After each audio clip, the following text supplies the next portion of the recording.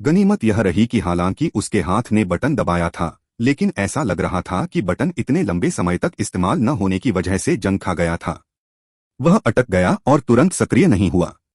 पीछे हटो, यू शियाओकियान ने सिद्धार्थ का दूसरा हाथ पकड़कर उसे दूर खींच लिया। सिद्धार्थ शर्मिंदा था, उसे नहीं पता था कि उसने क्या किया है। मैंने अभी महसूस किया कि अंदर क्या है।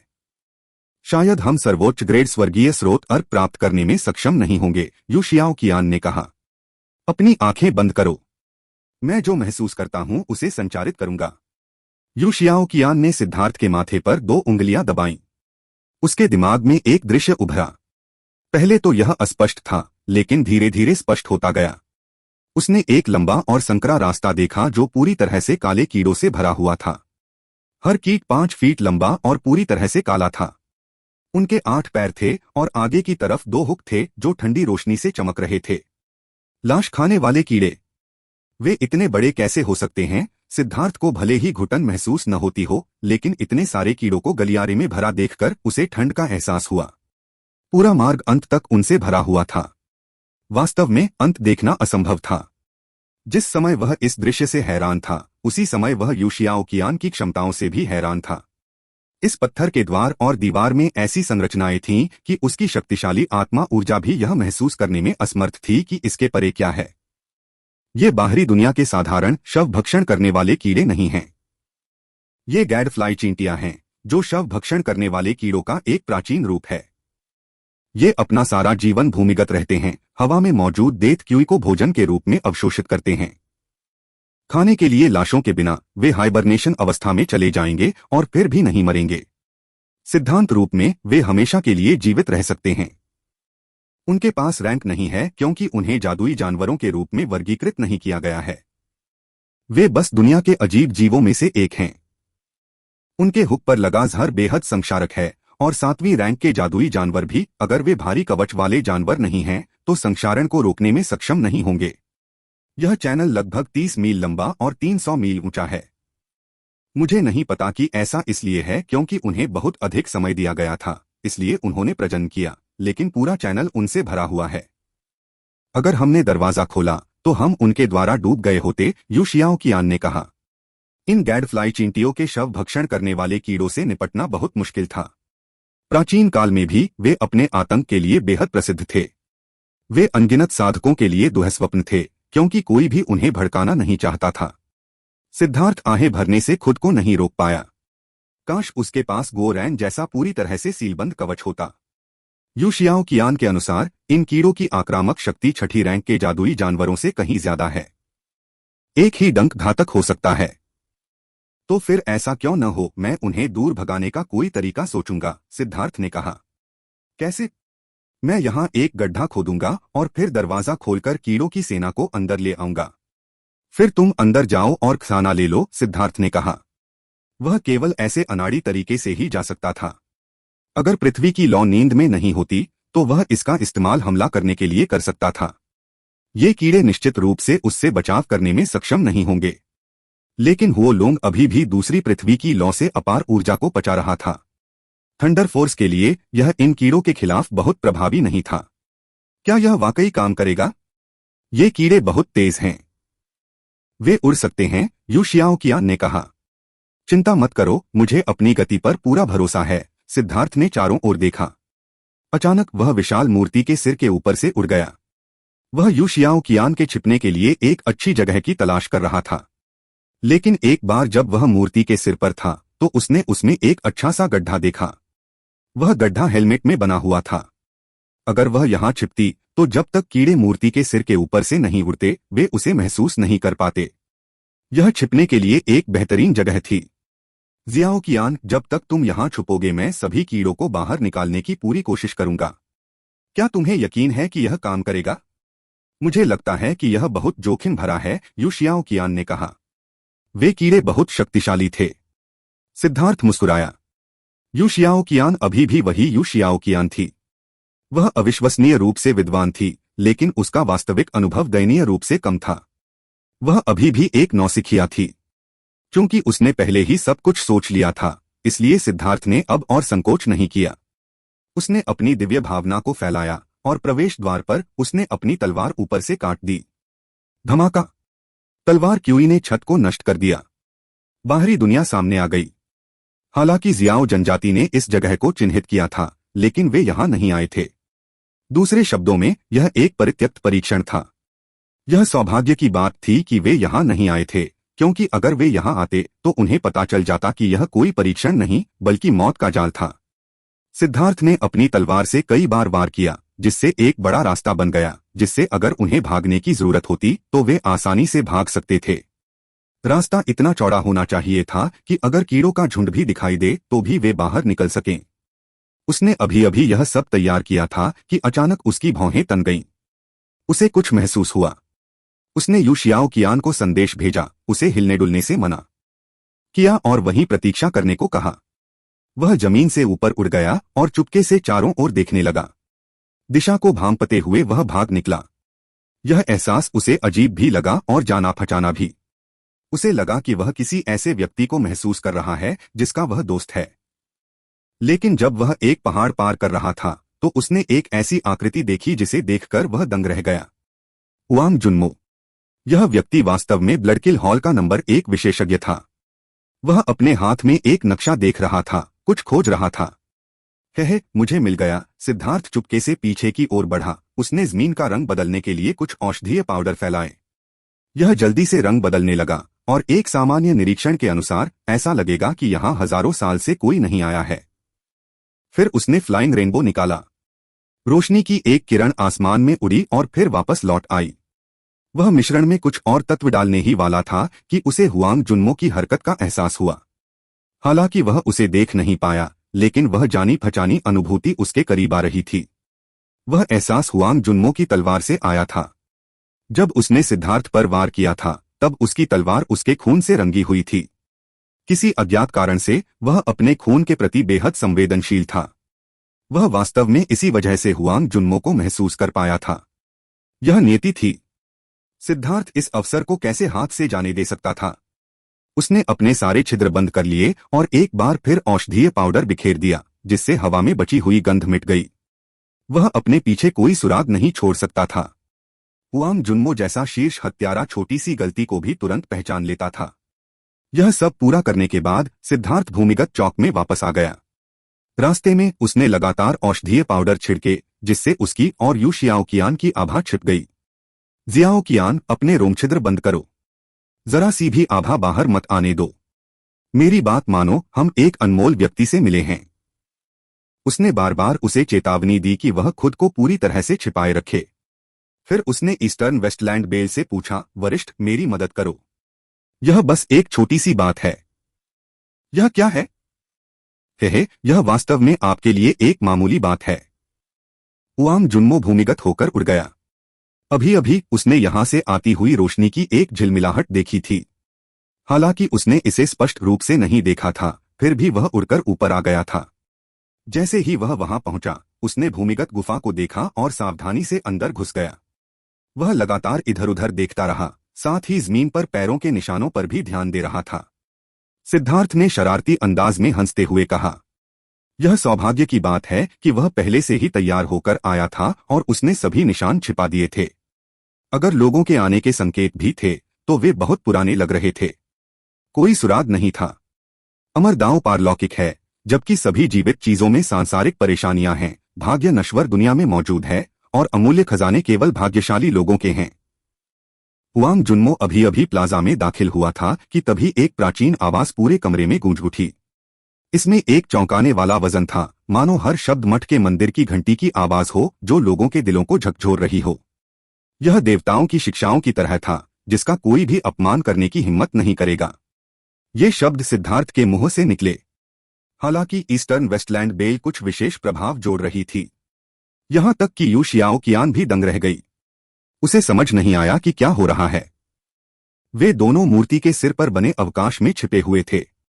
सिद्धार्थ किसी तरह की पवित्र रोशनी से घिरा हुआ था, जिससे वह किसी देवता जैसा लग रहा था।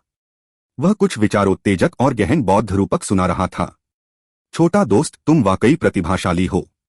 तुम्हारे मुंह से ऐसी बेतुकी बातें बिना किसी हिचकिचाहट के निकलती हैं। यहां तक कि ईस्टर्न वेस्टलैंड बेल को भी उसकी इस क्षमता की प्रशंसा करनी पड़ी। हे, यह सब सीनियर के सहयोग की बदौलत है। अंत तक मेरे साथ काम करो, सिद्धार्थ ने हंसते हुए कहा। वहां कौन है? हुआंग जुन्मो चिल्लाया। उसकी तलवार पहले से ही उसके हाथ में थी।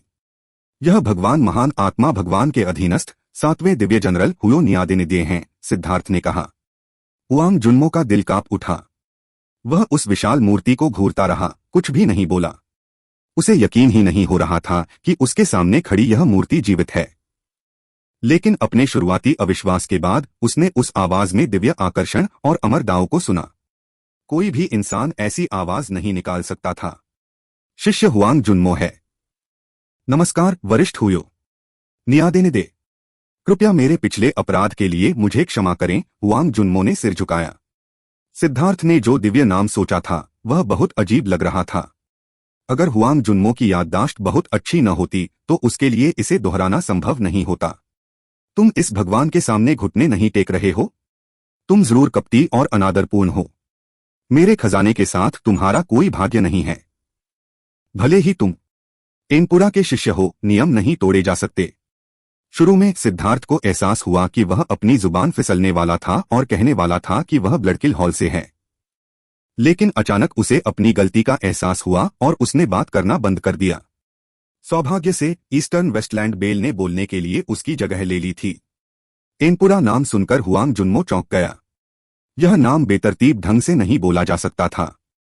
ब्लडकिल हॉल के उच्च अधिकारियों के अलावा कोई भी उस नाम को नहीं जानता था।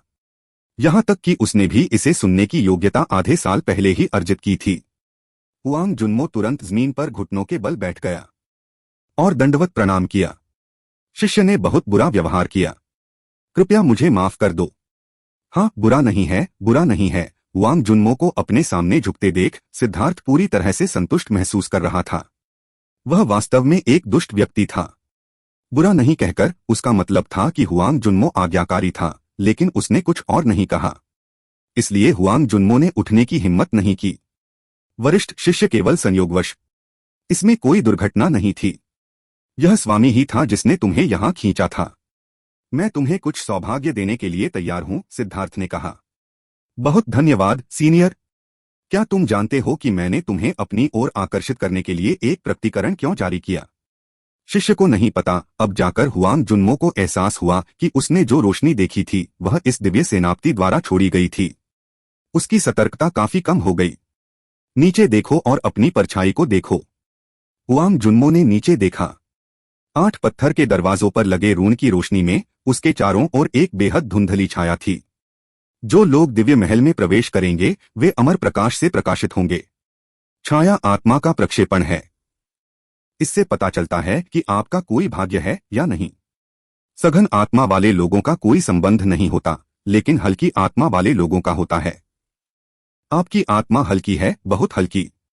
उफ, खांसी तो आपका इस भगवान के साथ संबंध है, सिद्धार्थ ने कहा। वरिष्ठ, ऐसे खिलवाड़ मत करो। तुम मेरी पोल खोल दोगे, सिद्धार्थ ने कहा। अभी अभी पूर्वी बंजर भूमि की घंटी लगभग हंस पड़ी थी। माफ करना, सच में माफ करना। मैं खुद पर काबू रखूंगा। ईस्टर्न वेस्टलैंड बेल ने माफी मांगी। उसे उम्मीद नहीं थी कि सिद्धार्थ इतना अनैतिक होगा। वह उसे कमीना होने के लिए कोस रहा था। खांसी तो केवल प्रकाश वाली आत्मा वाले व्यक्ति को ही आत्मीयता प्राप्त होती है। यहां तक कि हुआंग जुन्मो को भी लगा कि सीधे तौर पर यह कहना कि उसकी आत्मा प्रकाश वाली है अजीब था। सही है। जिन लोगों की आत्माएं प्रकाशवान हैं वे मुझसे आत्मीयता रखते हैं और मेरा खजाना प्राप्त कर सकते हैं, जिससे वे अपने जीवन की दिशा बदल सकते हैं, सिद्धार्थ ने कहा। उनके जीवन की दिशा बदल देंगे? शिष्य को समझ नहीं आता। तुम्हारे जीवन का मार्ग, तुम्हारा भाग्य। मेरी दिव्य आत्मा यहां उस भाग्यशाली व्यक्ति की प्रतीक्षा में विश्राम कर रही है। यहां मेरा एकमात्र कर्तव्य मेरी नंबर 1 दिव्य वस्तु 8 विनाश 6 दिशा स्वर्ग पृथ्वी विभाजन की अनकुन दिव्य तलवार को किसी ऐसे व्यक्ति को सौंपना है जो इसके साथ आत्मीयता रखता हो। यदि ऐसा कोई व्यक्ति इसे स्वीकार करता है तो मैं अंततः अपने असली शरीर में वापस आ सकता हूं। मेरा मिशन पूरा हो गया। जहां तक आत्मीयता रखने वाले व्यक्ति का सवाल है, यह आप पर निर्भर करेगा, सिद्धार्थ ने कहा। शिष्य अभी भी पूरी तरह से समझ नहीं पाया है। आप मुझसे क्या करवाना चाहते हैं? हुआंग जुन्मो ने पूछा। यहां 8 दरवाजे हैं और हर दरवाजे पर अमर पात्र हैं। आप देख सकते हैं और मुझे बता सकते हैं कि आपको क्या लगता है। हुआंग जुन्मो ने कहा, मुझे यह कहते हुए शर्म आती है कि मैं उन अमर पात्रों में से एक को भी नहीं पहचान सकता। हे, यह सबसे अच्छा था। शुरू में सिद्धार्थ को डर था कि वह कुछ सुराग देख लेगा। उसे तुरंत राहत मिली और उसने कहा, यह ठीक है, यह भगवान समझाएंगे। इन 8 दरवाजों को 8 अमर भूत द्वार कहा जाता है। केवल एक अमर द्वार और 7 भूत द्वार हैं। अमर द्वार के भीतर मेरी 8 उजाड़ 6 दिशा स्वर्ग पृथ्वी विभाजन की आनकुन दिव्य तलवार है। अन्य 7 भूत द्वारों का कोई इनाम नहीं है। एक बार खुलने के बाद आपके आसपास की प्राकृतिक ऊर्जा आपको तुरंत मार देगी। हुआंग जुन्मो पसीने से लथपथ हो गया। आखिर यह कैसी परीक्षा थी? 8 दरवाजों में से सिर्फ एक दरवाजा तुम्हें जीने की इजाजत देता था। यह तो बस मौत का जाल था। मैं अब और बेकार की बातें नहीं कहूंगा। हालांकि तुम्हारी आत्मा प्रकाश है, लेकिन मैं निश्चित नहीं हो सकता कि तुम्हारा वास्तव में भाग्य है। सब कुछ नियमों के अनुसार होगा। अब तुम्हारे पास 3 विकल्प हैं। पहला, इनमें से कोई एक दरवाजा चुनो, अपना जीवन भाग्य पर छोड़ दो। दूसरा, चले जाओ। तुम इनमें से कोई एक दरवाजा नहीं चुन सकते और तुम निश्चित रूप से बच जाओगे, लेकिन तुम्हें कोई खजाना नहीं मिलेगा। तीसरा विकल्प बलिदान देना है। तुम इस स्वामी को अपनी कोई भी कीमती चीज अर्पित कर सकते हो। अगर इसकी गुणवत्ता इतनी अच्छी है कि मैं संतुष्ट होकर ऊपर उठ सकता हूं, तो मैं तुम्हें अपनी 8 विनाश 6 दिशा स्वर्ग पृथ्वी विभाजन की आनकुन दिव्य तलवार दूंगा। इतना कहने के बाद सिद्धार्थ का दिल जोर से धड़क उठा। उसे उस खजाने के बारे में याद आया जो हुआंग जुन्मो ने उससे छीन लिया था। लेकिन हुआंग जुन्मो को धोखा देना इतना आसान नहीं था। वह कुछ देर चुप रहा और फिर बोला, क्या मैं सीनियर से पूछ सकता हूं कि आपके पास 8 विनाश 6 दिशा स्वर्ग पृथ्वी विभाजन की आनकुन दिव्य तलवार किस स्तर का हथियार है? कौन सा स्तर? हे छोटे दोस्त, क्या तुम इस स्वामी को नीचे देख रहे हो? सिद्धार्थ गुस्से से बोला। वरिष्ठ, कृपया शांत रहें। शिष्य बस जानना चाहता है। हम इस भगवान की 8 विनाश 6 दिशा स्वर्ग पृथ्वी विभाजन की आनकुन दिव्य तलवार मेरे देवता बनने से पहले से ही मेरा अद्वितीय दिव्य हथियार था। हालांकि यह एक सच्चा दिव्य हथियार नहीं है, लेकिन यह पहले से ही आधे कदम के दिव्य आइटम स्तर तक पहुंच चुका है। आप जैसे छोटे साधक के लिए इस तरह का मार्शल हथियार कुछ ऐसा नहीं है जिसकी आप कल्पना कर सकते हैं। अपने वर्तमान साधना आधार के साथ आप यह अनुमान भी नहीं लगा सकते कि आधे कदम की दिव्य वस्तु कितनी मूल्यवान है। यह पहले से ही आपकी समझ के दायरे से परे है। हुआंग जुन्मो चौंक गया। आधे कदम की दिव्य वस्तुएं केवल किंवदंतियों में ही मौजूद थीं।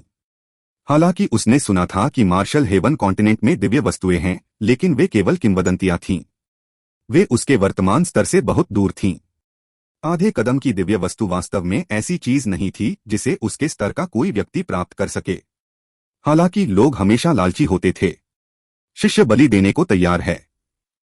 यह एक खजाने की वस्तु है, आत्मा को दबाने वाला शिवालय। क्या यह संतोषजनक है? हुआंग जुन्मो ने खुद को मजबूत किया और एक छोटा सा परिष्कृत शिवालय निकाला। सिद्धार्थ चौंक गया। जब मार्शल हथियारों की बात आती है, खासकर खजाने की वस्तु के स्तर पर, घंटियां, कड़ाही और पगोड़ा बनाना सबसे मुश्किल था। ये वे हथियार थे जो फोर्जिंग मास्टर से सबसे अधिक प्रयास को समाप्त करते थे, लेकिन उनकी शक्ति भी सबसे अधिक थी। सच तो यह है कि सिद्धार्थ बहुत भावुक हो गया था। लेकिन उसने कहा, ऊर्जा बहुत कम है। ऊर्जा? वरिष्ठ का क्या मतलब है? हुआंग जुन्मो ने पूछा। सिद्धार्थ ने तुरंत जवाब नहीं दिया। हुआंग जुन्मो ने एक कंगन निकाला जो अद्भुत डिजाइनों से ढका हुआ था, जो अजीब जानवरों की तरह दिख रहे थे। सिद्धार्थ को तुरंत उन्हें हथियाने की इच्छा हुई। इस कमीने के पास वाकई पैसे थे। हुआंग जुन्मो के खजाने की वस्तुओं की तुलना में उसका अपना धन कचरा था। हुआंग जुन्मो सच्चा अमीर आदमी था। वरिष्ठ, यह खजाना आइटम एक कीमती सहायक वस्तु है। एक बार जब इस पर रून सक्रिय हो जाते हैं तो यह एक अद्भुत हमला कर सकता है। यह एक दुर्लभ ऊर्जा भंडारण खजाना आइटम है। हुआंग जुन्मो ने सावधानी से कहा। कचरा? सिद्धार्थ ने झूठ बोला। हुआंग जुन्मो ने 4 और खजाने की वस्तुएं निकाली और उनमें से प्रत्येक एक अद्भुत वस्तु थी। सिद्धार्थ की आंखें लालच से नीली हो गईं। आखिर इस कमीने के पास इतना पैसा कैसे था? लेकिन अपने अंतिम लक्ष्य के लिए सिद्धार्थ ने अपने दांत भींच लिए। वरिष्ठ, शिष्य अक्षम है। शायद मैं आपकी आवश्यकता को पूरा नहीं कर सकता, हुआंग जुन्मो ने असहाय होकर कहा। जब उसने इसके बारे में सोचा तो उसे यह समझ में आया। एक दिव्य वस्तु की तुलना में उसके पास जो कुछ था वह स्वाभाविक रूप से कचरा था। हालांकि वह वास्तव में उस 8 विनाश 6 दिशा स्वर्ग पृथ्वी विभाजन की अनकुन दिव्य तलवार को प्राप्त करने के लिए तरस रहा था। लगता है कि तुम किस्मत वाले इंसान नहीं हो। मैं भी असहाय हूं। ऐसा लगता है कि मैं यहाँ सिर्फ इंतजार कर सकता हूँ, जैसे एक दीपक का तेल धीरे धीरे खत्म हो रहा हो। सिद्धार्थ ने आह भरी। 1 मिनट रुको। सीनियर शिष्य के पास यहाँ कुछ है। क्या यह तुम्हें संतुष्ट करता है? सिद्धार्थ की याद दिलाने पर हुआंग जुन्मो को अचानक समझ में आ गया। उसने कीट द्वीप पर प्राप्त किया हुआ दीपक निकाला। यह एक प्राचीन दीपक है जो शिष्य को भाग्य से प्राप्त हुआ था, लेकिन मैं कभी भी इसका उपयोग नहीं कर पाया, इसलिए मुझे नहीं पता कि तुम्हें यह चाहिए या नहीं। सिद्धार्थ ने कोसा। किस्मत? यह तो साफ तौर पर उसकी थी, लेकिन उसने इसे चुराया था। क्या इसे किस्मत माना जाएगा? यह चीज बुरी नहीं है। यह वही है जो आप चाहते थे, है न? ईस्टर्न वेस्टलैंड बेल ने पूछा। हाँ, इस बेवकूफ ने मुझसे यह खजाना चुराया है। अब मैं उससे यह खजाना छीन सकता हूं। मेरा अंतर्ज्ञान मुझे बताता है कि यह कुछ अच्छा है। सीनियर, मेरे साथ काम करना जारी रखो। सिद्धार्थ ने एक बार फिर हुआंग जुन्मो से बात करना शुरू किया। यह बिल्कुल यही चीज होनी चाहिए। सच कहूं तो मुझे वास्तव में आपकी चीजों की जरूरत नहीं है, लेकिन मेरी दिव्य आत्मा का यह निशान उस नियत व्यक्ति की प्रतीक्षा में है जो मेरी 8 विनाश 6 दिशा स्वर्ग पृथ्वी विभाजन की अनकुन दिव्य तलवार ले जाएगा। मुझे अपनी आत्मा को पूर्ण करने के लिए पर्याप्त वस्तुओं की आवश्यकता है ताकि मैं दिव्य क्षेत्र में चढ़ सकूं, अन्यथा मैं कभी नहीं जा पाऊंगा। तुम्हारा यह दीपक पहले ही ऊर्जा से भर चुका है। भले ही मैं इसे खा जाऊं, फिर भी यह मुझे पर्याप्त शक्ति नहीं देगा। जब तक कि क्या? हुआंग जुन्मो ने घबराकर पूछा। जब तक कि तुम बलि के रूप में कचरे के कुछ और टुकड़े नहीं चढ़ा सकते। अन्यथा एक बार जब मैं तुम्हें अपनी 8 विनाश 6 दिशा स्वर्ग पृथ्वी विभाजन की अनकुन दिव्य तलवार दे दूंगा तो मुझे हमेशा के लिए यहां रहना होगा। सिद्धार्थ ने आह भरी। वरिष्ठ, यह ठीक है। अगर आपको कुछ चाहिए तो बस पूछिए, हुआंग जुन्मो ने कहा। 8 विनाश 6 दिशा स्वर्ग पृथ्वी विभाजन की अनकुन दिव्य तलवार के लिए वह बलिदान देने को तैयार था। यह बहुत शर्मनाक है। इससे मुझे लगेगा कि मैं अपने जूनियर को धोखा दे रहा हूं। इससे मेरी प्रतिष्ठा को नुकसान होगा। सिद्धार्थ ने शर्मिंदगी के साथ कहा। सिद्धार्थ, तुम बहुत बेशर्म हो। यहां तक कि पूर्वी बंजर भूमि की घंटी भी अब और सहन नहीं कर पा रही थी। सिद्धार्थ जवाब देने की जहमत नहीं उठा सका। वह लैंप मूल रूप से उसका था। उसे वापस लेना उसके लिए बेशर्मी कैसे थी? तो क्या हुआ अगर वह उसे धोखा दे रहा था? वरिष्ठ, देखिए, क्या 7 खजाने वाली यह दीपक आपके लिए पर्याप्त है? हुआंग जुन्मो ने आदरपूर्वक खजाने वाली 7 वस्तुएं आगे बढ़ा दीं। आह बच्चे, तुम्हारा दिल वाकई बहुत अच्छा है। अगर मैं फिर भी मना कर दूं तो मुझे तुम्हारे लिए दुख होगा। हुआंग जुन्मो के हाथों से 7 खजाने की वस्तुएं गायब हो गईं। वे उसके आदिम अराजकता स्थान में दिखाई दिए। यह पूर्वी बंजर भूमि की घंटी थी जिसने उसे उन्हें दूर ले जाने में मदद की थी, जबकि वह इस बात का प्रभारी था कि उन्हें कहाँ रखा जाए। अय्या! सिद्धार्थ ने अचानक निराश होकर चीख मारी। वरिष्ठ, यह क्या है? वास्तव में अपनी आत्मा को पूरी तरह से संतुष्ट करने में मुझे अभी भी थोड़ी कमी है, सिद्धार्थ ने असहाय होकर कहा। हुआंग जुन्मो ने अपने दांत भींचे और 2 और खजाने की वस्तुएं निकालीं। लेकिन उन 2 खजाने की वस्तुओं की गुणवत्ता उतनी अच्छी नहीं थी। सिद्धार्थ ने अनुमान लगाया कि भले ही हुआंग जुन्मो के पास और भी खजाने की चीजें हों, लेकिन इस बात की बहुत कम संभावना है कि वह उन्हें बाहर ला पाएगा। वह आगे नहीं जा सकता था, नहीं तो उसे देख लिया जाएगा। बहुत बढ़िया, मेरी आत्मा आखिरकार पूरी तरह से संतुष्ट हो गई है। मैं अब जब चाहूं जा सकता हूं। लेकिन जाने से पहले मैं तुम्हें मेरी 8 विनाश 6 दिशा स्वर्ग पृथ्वी विभाजन की अनकुन दिव्य तलवार प्राप्त करने में मदद करूंगा, सिद्धार्थ ने बड़ी संतुष्टि के साथ कहा। लेकिन उसके मुंह पर एक दुष्ट मुस्कान थी। यू शियाओ कियान उसके बगल में खड़ी यह सब देख रही थी। उस दुष्ट मुस्कान को देखकर उसका सिर सुन्न हो गया। वह पहले से ही अंतिम परिणाम के बारे में सोच रही थी। मुड़ो और अपने बाएं से तीसरे गेट की ओर चलो। बटन दबाओ और जोर से दबाओ, नहीं तो गेट नहीं खुलेगा, सिद्धार्थ ने कहा। हुआंग जुन्मो बहुत खुश हुआ। वह सिद्धार्थ द्वारा बताए गए गेट के पास गया और उसने बटन को जोर से दबाया। गेट धीरे धीरे ऊपर उठा। जैसे ही गेट खुला, हुआंग जुन्मो का चेहरा तुरंत हरा हो गया। विशाल द्वार खुला। असंख्य चींटियां और लाश खाने वाले कीड़े बाहर निकल आए। शुरू में वे शीतनिद्रा की अवस्था में थे, लेकिन जैसे ही गेट खुला वे जाग गए। हैरान हुआंग जुन्मो को देखकर वे तुरंत अपने हुक लहराते हुए उसकी ओर दौड़ पड़े। वरिष्ठ हुआंग जुन्मो चिल्लाया, डरो मत, वे सिर्फ कुछ महत्वहीन गैडफ्लाई चींटियां लाश खाने वाले कीड़े हैं। यह मेरी आधिचरणीय दिव्य वस्तु प्राप्त करने के लिए बस एक छोटी सी परीक्षा है। तुम्हारी शक्ति के साथ उन्हें मारना मुश्किल नहीं होना चाहिए। उन्हें मार डालो, सिद्धार्थ ने प्रोत्साहित किया।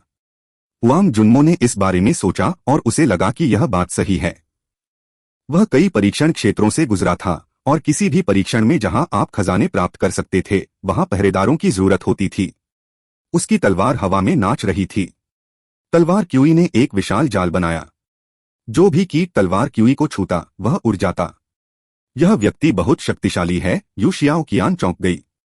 हुआंग जुन्मो ने अभी तक अपनी पूरी शक्ति भी नहीं दिखाई थी, लेकिन सिर्फ इसी से वह उसकी शक्ति का अंदाजा लगा सकती थी। अच्छा, बस ऐसे ही चलते रहो। ये कीड़े कुछ भी नहीं हैं और तुम जल्दी ही उन सभी को मार डालोगे, सिद्धार्थ ने कहा। लेकिन ये शब्द थोड़े कम आत्मविश्वास वाले थे। अब यह विशाल कमरा कीड़ों का समुद्र बन चुका था और गेट से कीड़ों का आना अब भी जारी था। सबसे महत्वपूर्ण बात यह है कि इन बाद वाले कीड़ों पर सजावटी निशान थे। वे तुलनात्मक रूप से मजबूत गैडफ्लाई चींटी लाश भक्षण करने वाले कीड़े होने चाहिए। उनकी शक्तिशाली रक्षा 7वें रैंक के जादुई जानवरों के बराबर थी। जब वे पहुंचे तो हुआंग जुन्मो के पास अपनी पूरी ताकत लगाने के अलावा कोई विकल्प नहीं था। उनकी तलवार क्यूई अतुलनीय रूप से तेज थी और उन्होंने उनका वध कर दिया। यहां तक कि सिद्धार्थ भी चौंकने से खुद को नहीं रोक पाया। हुआंग जुन्मो वाकई बहुत शक्तिशाली था। उसकी तलवार की हर हरकत इतनी परिष्कृत थी कि उससे ऊर्जा की बचत होती थी। अधिक शक्तिशाली कीड़े भी हुआंग जुन्मो को कुछ भी करने में असमर्थ थे। सिद्धार्थ हुआंग जुन्मो की जय जयकार करता रहा, उसका उत्साहवर्धन करता रहा। लेकिन कीड़ों की बाढ़ अभी भी खत्म नहीं हुई थी। हुआंग जुन्मो पूरी तरह से उनमें डूबा हुआ था। सिद्धार्थ को केवल समुद्र में चमकती हुई कुछ धुंधली रोशनी दिख रही थी, जिससे पता चल रहा था कि हुआंग जुन्मो कहाँ है। जियाओ कियान, ऐसा लगता है कि तुमने जितना कहा उससे भी ज्यादा है, सिद्धार्थ ने कहा जब उसने देखा कि अधिक से अधिक कीड़े बाहर उड़ रहे हैं। मुझे नहीं पता क्यों। शायद मैंने उनमें से केवल एक हिस्सा ही देखा, या शायद वहां एक से ज्यादा चैनल हैं, यू जियाओ कियान ने थोड़ी हैरानी के साथ कहा। धमाका! तलवार क्यूई की एक विशाल किरण अचानक फूट पड़ी, जिससे कीड़ों के समुद्र के बीच एक रास्ता बन गया। बहुत बढ़िया, ऐसे ही चलते रहो। गैडफ्लाई चींटियों के शव भक्षण करने वाले कीड़े लगभग सभी खत्म हो चुके हैं। एक बार जब आप इस अंतिम लहर को पार कर लेंगे तो आप जीत जाएंगे, सिद्धार्थ ने प्रोत्साहित किया। हुआंग जुन्मो ने दहाड़ लगाई। यह अज्ञात था कि उसने कौन सी गुप्त कला का उपयोग किया था, लेकिन उसके हाथ में वह पारदर्शी तलवार अचानक एक चमकदार रोशनी के साथ खिल उठी। अंतहीन तलवार क्यूई फट गई। उसके 300 मीटर के दायरे में आने वाले सभी कीड़े उड़ गए। वह जमीन पर दौड़ता हुआ अनगिनत कीड़ों को मार डालता था। वह अविश्वसनीय रूप से तेज और शक्तिशाली था। जब हुआंग जुन्मो ने उन्हें मारा तो जमीन कीड़ों के टूटे हुए टुकड़ों से भर गई। अच्छा नहीं, हुआंग जुन्मो के चेहरे पर अचानक भाव बदल गए और वह हवा में उड़ गया। उसने पाया कि कीड़ों के काले खून में जहर था। अभी अभी जहर का थोड़ा सा हिस्सा उसके कपड़ों पर लगा था, जिससे उसमें छेद हो गया था। हवा में उड़ते हुए वह कीड़ों के लिए एक आसान लक्ष्य बन गया। वे उसकी ओर बढ़े। चूंकि वह ऊपर उड़ गया था, इसलिए सिद्धार्थ ने उसे और यू शियाओ कियान को छिपाने के लिए एक ढाल ले ली। यह कहने की जरूरत नहीं थी कि हुआंग जुन्मो अविश्वसनीय रूप से शक्तिशाली था। वह अधिक से अधिक कीड़ों का वध कर रहा था। उनके टूटे हुए टुकड़े जमीन पर एक पहाड़ की तरह ढेर हो गए थे। वरिष्ठ, इतने सारे कैसे हैं? अय्या, मैंने पहले ही कहा था कि यह अंतिम लहर है। रुको। 2 घंटे बाद। वरिष्ठ, अभी भी इतने सारे कैसे हैं? मैं ज्यादा देर तक नहीं रुक सकता। अय्या, मैंने पहले ही कहा था कि यह अंतिम लहर है। रुको। जीत नजर आ रही है। फिर 2 घंटे बाद। वरिष्ठ, अभी भी इतने सारे कैसे हैं? क्या इसका कोई अंत भी है? अगर यह जारी रहा तो मैं वास्तव में आगे नहीं बढ़ पाऊंगा। अय्या, मैंने पहले ही कहा है कि यह अंतिम लहर है। रुको। सोचो कि आधे कदम की दिव्य वस्तु प्राप्त करना कैसा होगा। क्या यह पूरी तरह से पुनर्जन्म लेने जैसा नहीं होगा? आओ मेरी चमक के नीचे, तुम्हारी वीरता बेजोड़ होगी और तुम्हारी शक्ति कई गुना बढ़ जाएगी। यहां तक कि सिद्धार्थ भी अवाक रह गया। 6 घंटे बीत चुके थे, लेकिन अधिक से अधिक कीड़े बाहर आ रहे थे। इसके अलावा वे और भी अधिक शक्तिशाली थे। उनके हुक सुनहरे रंग के थे और जब हुआंग जुन्मो की तलवार उनसे टकराती थी तो उससे केवल चिंगारी निकलती थी। सिद्धार्थ और यू शियाओकियान ने एक दूसरे को देखकर रोंगटे खड़े कर दिए। उन्होंने वास्तव में इन गैडफ्लाई चींटियों के शव भक्षण करने वाले कीड़ों को कम करके आंका था। हाँ, क्या मैंने नहीं कहा था कि जब तक तुम जारी रहोगी उम्मीद बनी रहेगी। देखो अब कोई बाहर नहीं आ रहा है। सिद्धार्थ ने आखिरकार कीड़ों की बाढ़ को खत्म होते देखा, लेकिन जैसे ही वह हंसा वह अवाक रह गया। यह पता नहीं था कि पूर्वी बंजर भूमि की घंटी क्या सोच रही थी, लेकिन वह वास्तव में अपने ध्वनि प्रभावों को भूल गई थी। सिद्धार्थ, यह तुम हो? सिद्धार्थ की असली आवाज सुनकर हुआंग जुन्मो ने तुरंत उसे पहचान लिया और अंतहीन हत्या के इरादे से दहाड़ने लगा। चूंकि वह पहले ही बेनकाब हो चुका था, इसलिए वह ईस्टर्न वेस्टलैंड बेल को दोष देने की जहमत नहीं उठा सकता था। वह मूर्ति के सिर पर खड़ा हो गया और हुआंग जुन्मो को नमस्ते किया। हाय, आप कैसे हैं? अभी हुआंग जुन्मो 10,000 से ज्यादा शक्तिशाली गैडफ्लाई चींटियों के शव भक्षण करने वाले कीड़ों से घिरा हुआ था। वह अंतिम लहर थी और उनके शरीर अविश्वसनीय रूप से मजबूत थे। यहां तक कि हुआंग जुन्मो की खजाने की वस्तु तलवार को भी उनकी रक्षा को भेदने में कठिनाई हो रही थी। इससे ठीक एक क्षण पहले हुआंग जुन्मो इस महान आत्मा भगवान के 7वें दिव्य जनरल हुओ नियादेनिदे से एक महत्वपूर्ण क्षण में मदद मांगने की उम्मीद कर रहा था। लेकिन अब जब उसे एहसास हुआ कि यह महान हुयो नियादेनिदेई ही सिद्धार्थ है, तो उसका सिर अचानक एकदम साफ हो गया। उसे अचानक हुयो नियादेनिदेई का असली मतलब भी समझ में आ गया। फिर उन खजानों के बारे में सोचते हुए जो उससे छल से छीने गए थे, वह क्रोध के उस स्तर पर पहुंच गया जो उसने पहले कभी अनुभव नहीं किया था। इसे सहन न कर पाने के कारण उसने मुंह से खून उगल दिया। आह! सिद्धार्थ, मैं तुम्हें मार डालूंगा। हुआंग जुन्मो ने सिद्धार्थ पर हमला किया, लेकिन सिद्धार्थ विशाल मूर्ति के शीर्ष पर खड़ा था, जबकि वह नीचे की ओर था और कीड़ों से घिरा हुआ था। कई बार कोशिश करने के बाद भी वह उनके घेरे से बाहर नहीं निकल पाया। क्रोध में आकर हुआंग जुन्मो के पैर में एक कीट ने वार कर दिया। इससे उसके पैर पर एक छोटा सा घाव हो गया। वह छोटा सा घाव तेजी से बढ़ने लगा, नंगी आंखों से देखी जा सकने वाली गति से जंग लगने लगा। कुछ ही पल में वह हड्डी तक पहुंच गया। हुआंग जुन्मो बहुत डर गया, लेकिन वह एक निर्दयी व्यक्ति भी था और उसने अपने दांत पीसते हुए सीधे अपना पैर काट दिया। उसके शरीर से बाहर निकलने के कुछ ही सांसों में वह पैर गलकर गल गया। उसने अभी अपना पैर ही काटा था कि उसे लगा कि उसका बायां हाथ सुन्न हो गया है। उसके बाएं हाथ पर भी हमला हुआ था। हालांकि उसने अभी उसकी त्वचा को मुश्किल से ही तोड़ा था, लेकिन भयानक जहर पहले से ही तेजी से फैलने लगा था। क्या आप उन्हें देख रहे हैं? पूर्वी बंजर भूमि बेल ने पूछा। हाँ, मैं उन्हें देख रहा हूं, सिद्धार्थ ने सिर हिलाया। वह हुआंग जुन्मो के सिर के ऊपर देख रहा था। ये सुनहरी भाग्य रेखाएं हैं। हालांकि यह व्यक्ति संकट में दिख रहा है, लेकिन उसकी सुनहरी भाग्य रेखाएं अभी भी स्थिर हैं। इसका मतलब है कि भले ही यह संकट बेहद खतरनाक लग रहा हो, लेकिन इससे उसकी जान को कोई खतरा नहीं है, ईस्टर्न वेस्टलैंड बेल ने कहा। यह वर्तमान में सिद्धार्थ को हुआंग जुन्मो की सुनहरी भाग्य रेखाएं देखने की अनुमति देने के लिए एक विशेष तकनीक का उपयोग कर रहा था। हुआंग जुन्मो के पास अपना हाथ काटने के अलावा कोई विकल्प नहीं था। उसने घृणा से सिद्धार्थ को घूरा, लेकिन अपने दांतों को भींचते हुए उसकी पारदर्शी तलवार प्रकाश की किरण में बदल गई, जिसने उसे दूर खींच लिया।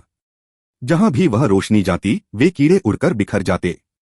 उसके चारों ओर मौजूद आधे से ज्यादा कीड़े मर गए। यह स्पष्ट रूप से हुआंग जुन्मो का जीवन रक्षक तुरुप का पत्ता था, और यह बहुत शक्तिशाली था क्योंकि कोई भी कीट इसे रोकने में सक्षम नहीं था। कोई आश्चर्य नहीं कि उसकी सुनहरी किस्मत की रेखाएं हिलती तक नहीं थीं। उसके पास अभी भी एक ऐसा भयानक तुरुप का पत्ता था जिस पर वह भरोसा कर सकता था। हे, मुझे यह सिखाने के लिए बहुत बहुत धन्यवाद सीनियर, सिद्धार्थ ने कहा। सिद्धार्थ, बाकी कीड़े हमारी ओर आ रहे हैं, यू शियाओकियान ने चेतावनी दी। वर्तमान में गैडफ्लाई चींटी लाश भक्षण करने वाले कीटों के केवल कुछ ही कुलीन बचे हैं। हुआंग जुन्मो की बदौलत उनकी संख्या बहुत कम हो गई है और उनके लिए बाकी को संभालना बेहद आसान होगा। हे, लिटिल मोमो वाकई बहुत उपयोगी है, सिद्धार्थ ने हंसते हुए कहा। यह पहली बार था जब उसे लगा कि हुआंग जुन्मो इतना घृणित नहीं है। सिद्धार्थ ने अपनी तलवार निकाली। वह जानता था कि हालांकि ये बचे हुए कुलीन लोग ताकतवर थे, लेकिन उन्हें मारना बहुत मुश्किल नहीं था। यह बात खास तौर पर सच थी क्योंकि वह क्रूर बल में माहिर था। एक क्षण रुको। इन अवशेषों से छुटकारा पाने के लिए मूर्खतापूर्ण क्रूर शक्ति का उपयोग करने की कोई आवश्यकता नहीं है। उस प्राचीन दीपक को बाहर निकालो। मैं तुम्हें इसका उपयोग करना सिखाऊंगा, पूर्वी बंजर भूमि की घंटी ने कहा। सिद्धार्थ ने अपना हाथ प्राचीन दीपक पर दबाया। एक प्राचीन रोन जल उठा और जब सिद्धार्थ ने बाती पर फूंक मारी तो एक हल्की लाल लौ निकली जिसने तुरंत कमरे के आधे हिस्से को घेर लिया। सिद्धार्थ को यह देखकर आश्चर्य हुआ कि जब गैडफ्लाई चींटी शव भक्षण करने वाले कीड़े उन लपटों में घिरे तो वे तुरंत धुएं में बदल गए। वे गायब हो गए। सिद्धार्थ और यू शियाओकियान हैरान रह गए। उन्होंने उस पुराने जर्जर लैंप को देखा। किसने सोचा होगा कि उसमें इतनी भयानक शक्ति होगी? कमाल है। इस बार मुझे सोना मिल गया। सिद्धार्थ बहुत खुश हुआ। जैसी कि उम्मीद थी, यह प्राचीन दीपक एक अनमोल खजाना था। लेकिन अचानक उसे पता चला कि इस हमले के बाद बाती मंद पड़ गई है। वह डर के मारे उछल पड़ा। यह ठीक है। जब तक यह साधकों के रक्त क्यूई से दूषित नहीं हो जाता, यह कभी भी पूरी तरह से समाप्त नहीं होगा, पूर्वी बंजर भूमि की घंटी ने कहा। तो क्या इसका मतलब यह है कि मैं इसका इस्तेमाल दुश्मनों के खिलाफ नहीं कर सकता? सिद्धार्थ ने पूछा। आप इसका इस्तेमाल उन दुश्मनों के खिलाफ कर सकते हैं जो साधक नहीं हैं। उदाहरण के लिए जादुई जानवर। इस अमर वेदी लैंप की बत्ती को सर्वोच्च विशेषज्ञों के जीवन सार के माध्यम से परिष्कृत किया गया था। अंदर उनके आशीर्वाद हैं। अमर वेदी लैंप एक हत्या उपकरण नहीं है। सच में यह एक अमूल्य साधना सहायक खजाना है। एक बार जब आप समुद्र विस्तार तक पहुंच जाते हैं तो यह आपको तेजी से साधना करने में मदद कर सकता है और आपका क्यूई समुद्र दूसरों के आकार से 10 गुना बड़ा हो जाएगा। प्राचीन युग में भी यह एक अत्यंत दुर्लभ खजाना था। एक संप्रदाय इसके चारों ओर अपनी पूरी नींव बना सकता था।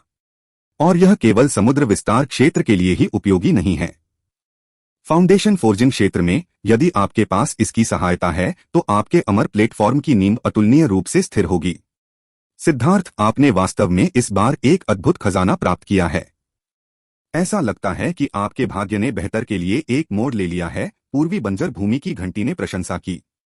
क्या उसकी किस्मत ने करवट बदली है? सिद्धार्थ ने इस पर विश्वास करने से इनकार कर दिया। उसका मानना था कि अच्छी चीजों की रक्षा के लिए एक समान शक्ति की आवश्यकता होती है। अन्यथा भले ही आप इसे प्राप्त कर लें, इसे दूसरे लोग ले लेंगे। अमर वेदी दीपक का खो जाना और फिर से प्राप्त होना इसका एक अच्छा उदाहरण है। इस महत्वपूर्ण क्षण के दौरान हुआंग जुन्मो ने अपनी अपार युद्ध शक्ति का प्रदर्शन किया था। सिद्धार्थ को एहसास हुआ कि अगर उसने कीट द्वीप पर उसके साथ पूरी ताकत से लड़ाई की होती तो वह शायद ही उसका मुकाबला कर पाता। क्योंकि हुआंग जुन्मो एक हत्यारा था, वह अपने विरोधियों को एक ही बार में और आमने सामने की लड़ाई में मारने में माहिर था। सबसे अधिक संभावना है कि उसकी क्षमताएं इस तथ्य से सीमित थीं कि वह कीड़ों के अंधीन समुद्र का सामना कर रहा था। यही एकमात्र कारण था कि उसे भागने के लिए मजबूर होना पड़ा। यह सुनकर कि अमर वेदी दीपक का इस्तेमाल दुश्मनों का सामना करने के लिए नहीं किया जा सकता, सिद्धार्थ निराश होने से खुद को नहीं रोक सका। ऐसे शक्तिशाली हत्या उपकरण का इस्तेमाल हत्या करने के लिए नहीं किया जा सकता। यह बहुत परेशान करने वाला था। अगर अमर वेदी लैंप बहुत से विशेषज्ञों को मार देता है तो उनका आक्रोश उसमें समा जाएगा और उसका मूल बुझ जाएगा।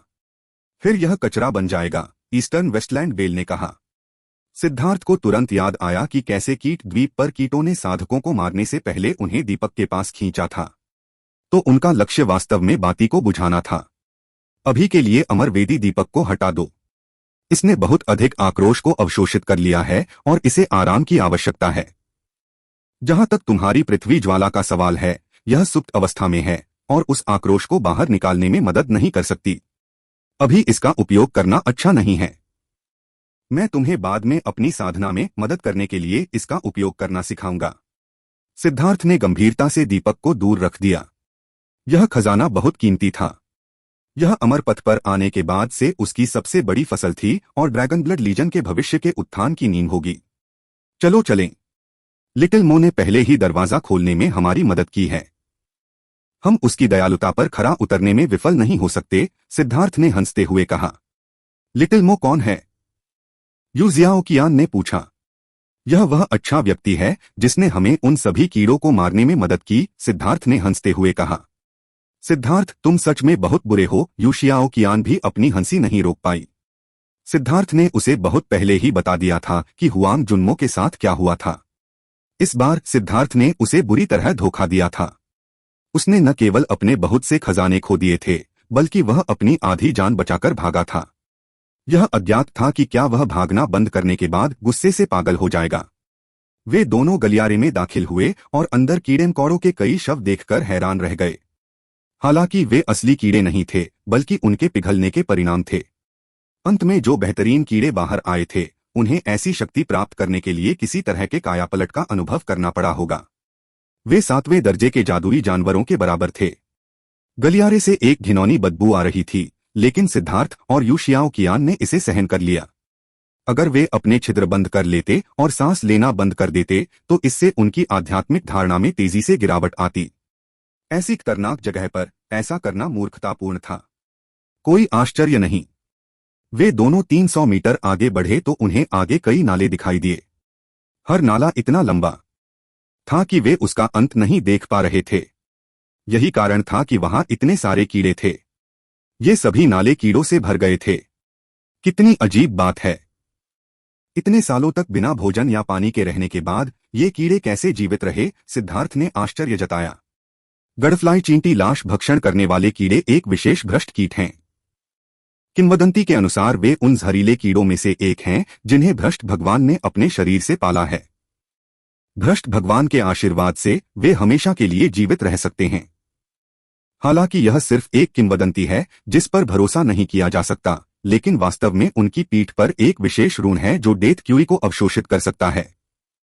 हालांकि यह जगह सील है और वे बाहर नहीं जा सकते, लेकिन प्रतिबंधों के बावजूद वे रून बाहर से डेथ क्यूई को अवशोषित कर सकते हैं। चाहे वह उड़ने वाले पक्षी हों, घूमते हुए जानवर हों या फिर जमीन में रहने वाले कीड़े, जब तक वे मरते हैं वे डेथ क्यूई छोड़ते रहेंगे।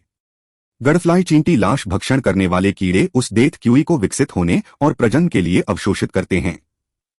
इसके अलावा उनका सबसे भयानक पहलू यह है कि वे लगभग मृत्यु की स्थिति में प्रवेश कर सकते हैं, और उस स्थिति में वे जितनी ऊर्जा का उपयोग करते हैं वह अनिवार्य रूप से शून्य होती है। इसलिए सिद्धांत रूप में उनका जीवनकाल असीमित है। भले ही वे प्राचीन काल से जीवित रहे हों, फिर भी यह उचित है, यू ने समझाया जियाओकियान। जियाओकियान, तुम वाकई विद्वान हो, सिद्धार्थ ने प्रशंसा की। उसे वास्तव में उसकी विद्वत्ता के प्रति प्रशंसा में नतमस्तक होना पड़ा। भले ही वह खुद को मौत के घाट उतार दे, लेकिन वह कभी भी उसके बराबर नहीं पहुंच पाएगा। हाँ, मैं ही हूं जो आपकी प्रशंसा करता हूं। आप सच में बड़बड़ाना जानते हैं। अमर दांव पारलौकिक है, जबकि सभी जीवित चीजों में सांसारिक परेशानियां हैं। भाग्य नश्वर दुनिया में मौजूद है और अनमोल खजाने केवल किस्मत वाले लोगों के हैं। हुआंग जुन्मो ही ऐसा मानने वाला अकेला व्यक्ति नहीं था, यहाँ तक कि मैं भी ऐसा मानता था। उस समय मुझे सच में लगा कि आप किसी भगवान का अवतार हैं। आप वाकई नापसंद करने लायक हैं, यू शियाओकियान ने थोड़ी नाराजगी से कहा। उसे लगा कि वह इस बात पर विश्वास करके मूर्ख बन गई। सिद्धार्थ खुद को हंसने से नहीं रोक पाया। तर्कसंगत चीजों के बारे में बात करना उसकी खासियत नहीं थी, लेकिन जब बकवास करने की बात आती थी तो वह कभी किसी से प्रतिस्पर्धा करने से नहीं डरता था। बताओ, तुमने ऐसा बेतरतीब नाम कैसे सोच लिया? यू शियाओकियान एक सरल और शुद्ध व्यक्ति थी। उसे लगा कि सिद्धार्थ के नाम में जरूर कोई समस्या है, लेकिन उसे नहीं पता था कि क्या है। वो न्यादेनेद्य, यह वास्तव में ऐसा कुछ नहीं था जिसे वह समझा सके। गाली शब्द गर्व करने लायक कुछ नहीं थे। सिद्धार्थ ने अपना सिर हिलाया। यह बस एक बेतरतीब नाम था जो मैंने सोचा था। इसका कोई मतलब नहीं है। नहीं, तुम निश्चित रूप से झूठ बोल रहे हो, यू शियाओकियान ने सिद्धार्थ की आंखों में देखते हुए कहा। तुम मुझे धोखा नहीं दे सकते। निश्चित रूप से तुम्हारे पीछे कोई न कोई मतलब जरूर था। नियादे निदाए, निदाए यानी तुम्हारे चाचा? सिद्धार्थ को तुरंत पसीना आने लगा और उसने सिर हिला दिया। ठीक है, यह सिर्फ तुम्हारे चाचा की बात है और कुछ नहीं। देखो, हम दूसरे मोड़ पर हैं। देखो और तय करो कि हमें कौन सा रास्ता अपनाना चाहिए। सिद्धार्थ वास्तव में इस विषय पर बात करना जारी नहीं रखना चाहता था। उसने यह भी अनुभव किया था कि यू शियाओकियान से निपटना कितना मुश्किल था।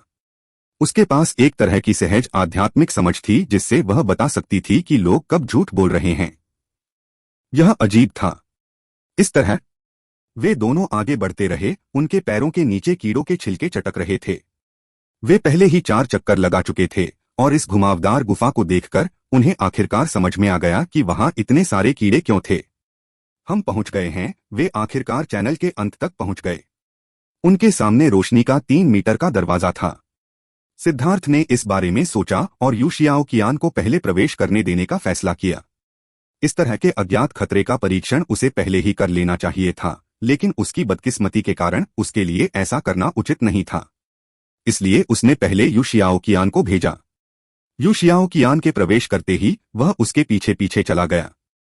जैसे ही वह प्रकाश द्वार में दाखिल हुआ, वह चौंक कर चिल्लाया। जैसे ही वह पानी में उतरा, उसने पाया कि वह पानी में तैर रहा है। उसने जल्दी से अपने सारे छिद्र बंद कर लिए। उसे डर लगा कि कहीं पानी में कुछ गड़बड़ तो नहीं है। लेकिन सिद्धार्थ ने पाया कि यू शियाओकियान बहुत उत्साहित थी। उसने पूछा, यह शीर्ष ग्रेड हेवन सोर्स एक्सट्रैक्ट है? यू शियाओकियान ने सिर हिलाया। उसने एक छोटा सा जेड फूलदान निकाला। इसके रूण जल उठे और उनके चारों ओर का तरल उसमें डालना शुरू हो गया। यह स्पष्ट रूप से एक स्थानिक भंडारण वस्तु थी। जैसे जैसे पानी का स्तर नीचे उतरता गया, सिद्धार्थ को एहसास हुआ कि वे 300 मीटर चौड़ी और 2500 मीटर ऊंची एक चौकोर जगह में थे। बीच में एक विशाल पत्थर का स्टैलेक्टाइट था। हे भगवान, यहाँ बहुत सारे बेहतरीन ग्रेड के हेवन सोर्स एक्सट्रैक्ट हैं। सिद्धार्थ, क्या मैं सपना देख रहा हूँ? यू शियाओकियान को इस पर यकीन नहीं हुआ। यह सच है। मैंने भी ऐसी ही चीज का सामना किया है। उस समय मुझे लगा कि यह नहाने की जगह है, सिद्धार्थ ने हंसते हुए कहा।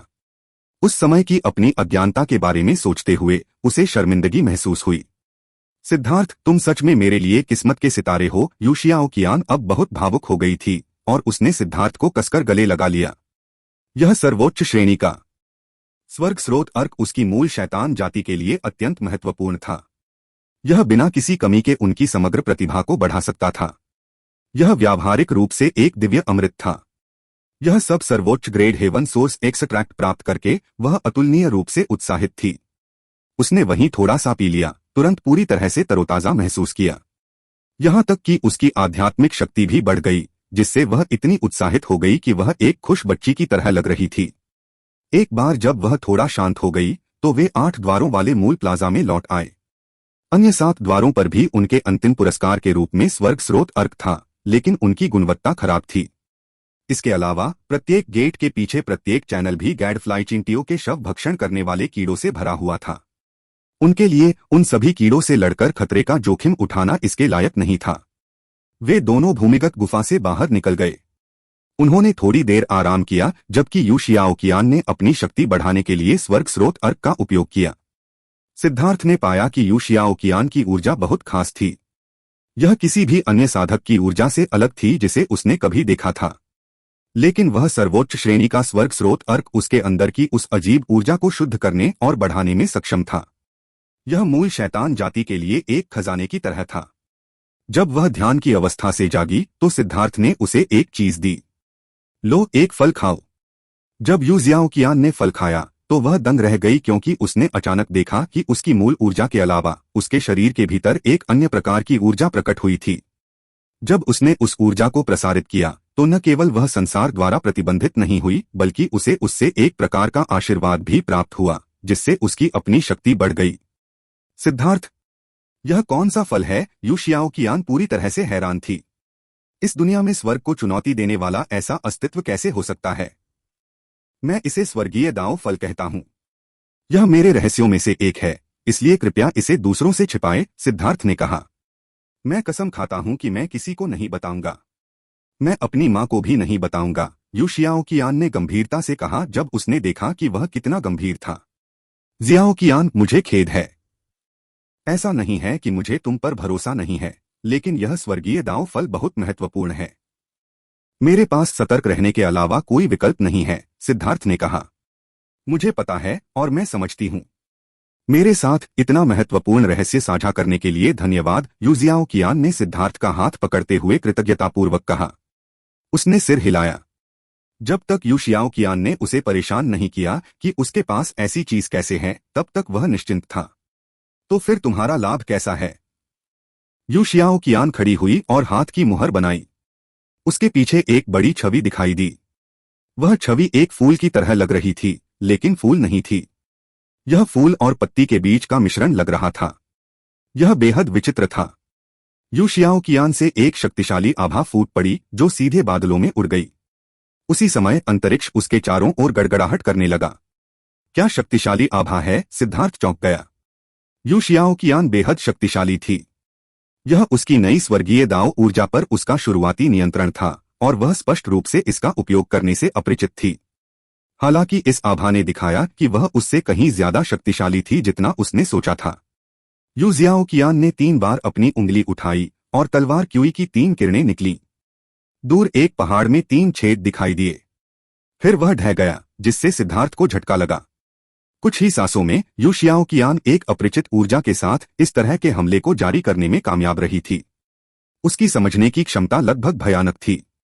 अद्भुत, बिल्कुल अद्भुत। सिद्धार्थ, अब मैं वास्तव में बाहरी दुनिया की ऊर्जा को नियंत्रित कर सकती हूँ। जब मैं दुश्मनों से भिड़ती हूँ तो मुझे अब खुद को उजागर करने की चिंता नहीं करनी पड़ती, यू शियाओ कियान ने उत्साह से कहा। हालांकि वह घूंघट में थी, लेकिन उसकी मुस्कान ने उसकी आंखों को खूबसूरत अर्धचंद्राकार चांद में बदल दिया था। सिद्धार्थ ने सिर हिलाया। यह परिणाम बहुत बढ़िया था। अगर वह ज्यादा स्वर्गीय दाव फल प्राप्त कर सकता है तो मूल शैतान जाति के ज्यादा विशेषज्ञ मार्शल स्वर्ग महाद्वीप में घूम सकते हैं। जियाओ कियान, तुम अपनी कितनी सच्ची शक्ति स्वर्गीय दाव ऊर्जा के साथ मुक्त कर सकती हो, सिद्धार्थ ने पूछा। यह एक महत्वपूर्ण बिंदु था। लगभग 80%। सिर्फ 80%। सिद्धार्थ निराश होने से खुद को रोक नहीं सका। यह पहले से ही आश्चर्यजनक है। यह स्वर्गीय दाव ऊर्जा उससे भी बेहतर है जो मैंने मूल रूप से सोचा था। जब मैंने इसे आजमाया तो मैंने पाया कि मेरी मूल दिव्य क्षमताओं के अलावा मेरी मूल शैतान जाति की कई तकनीकों का उपयोग इसके साथ किया जा सकता है। हालांकि उनका प्रभाव थोड़ा कम है, लेकिन अब हमें लड़ते समय इतना असहाय होने की जरूरत नहीं है। इसके अलावा हमारी सबसे मजबूत मूल दिव्य क्षमताओं के अलावा कुछ जादुई कलाओं का उपयोग हमारे शैतानी निशान को प्रकट किए बिना भी किया जा सकता है। यह बेहद सुरक्षित होगा। पहले हमें स्वर्गीय दाओस को धोखा देने के लिए शैतानी कोर पर निर्भर रहना पड़ता था। हम बाहर नहीं लड़ सकते थे, क्योंकि एक बार ऐसा करने पर यह हमारी कोर ऊर्जा को समाप्त कर देगा और हम अपनी गगनचुंबी दुनिया में वापस आए बिना इसे फिर से भरने में सक्षम नहीं होंगे। जितना अधिक हम इसका उपयोग करेंगे, यह उतना ही खतरनाक होगा। यही कारण है कि जब भी मेरा सामना दुश्मनों से होता था तो मैं हमेशा भाग जाता था। उन ब्लेजिंग वुल्फ रेस के विशेषज्ञों के सामने मेरे पास उनसे निपटने का कोई तरीका नहीं था। यह सौभाग्य की बात थी कि तुम आए, वरना मैं बेनकाब हो जाता। लेकिन अब मैं स्वर्गीय दाव ऊर्जा का उपयोग कर सकता हूँ और जब चाहूँ इसे फिर से भर सकता हूँ। यह आनंददायक लगता है। यू जियाओ कियान का उत्साह अभी भी थोड़ा कम नहीं हुआ था। वह हमेशा दुश्मनों से लड़ने में असमर्थ रही थी। यह बेहद निराशाजनक था, लेकिन अब वह आखिरकार इससे मुक्त हो गई थी। तो यह अच्छी बात है। क्या आपकी जाति से कोई और भी है जो आपके साथ अमर पथ पर चला है, सिद्धार्थ ने पूछा। हाँ, इस बार हम में से 37 ने भाग लिया। वे सभी हमारी जाति के कुलीन हैं, यू शियाओ कियान ने कहा। क्या आप उन्हें ढूंढ सकते हैं? हमारे पास संवाद करने की एक गुप्त कला है। अच्छा, फिर मैं तुम्हें कुछ स्वर्गीय दाव फल दूंगा और तुम उन्हें बांट देना। अन्यथा यह उनके लिए बहुत खतरनाक होगा, सिद्धार्थ ने कहा। तुम्हारे पास और भी है? यू शियाओ कियान चौंक गया। उसके पास इतने सारे स्वर्ग विरोधी फल कैसे हो सकते हैं? ठीक है, मैं तुरंत उन्हें इकट्ठा कर लूंगा। यू शियाओ कियान के हाथ में अचानक मुहरें बन गईं और उसके माथे पर एक निशान दिखाई दिया। वह शैतान का चरित्र था, लेकिन उस शैतान के चरित्र में एक हल्की सुनहरी चमक थी और वह पवित्र और पवित्र लग रही थी। जब उसने उसके चेहरे को रोशन किया तो वह अमर लग रही थी। 6 घंटे बाद कोई नया व्यक्ति आया। यह कंधों तक लंबे बालों वाला एक सुंदर आदमी था। वह यू शियाओ कियान के सामने आया और एक अत्यंत प्राचीन शिष्टाचार के अनुसार झुक गया। नमस्कार पवित्र बेटी, नमस्कार वरिष्ठ सिद्धार्थ। यू शियाओ कियान ने शिष्टाचार का पालन करते हुए कहा, यह आपके लिए बहुत कठिन रहा है। क्या आपको किसी खतरे का सामना करना पड़ा? आपकी देखभाल के लिए धन्यवाद।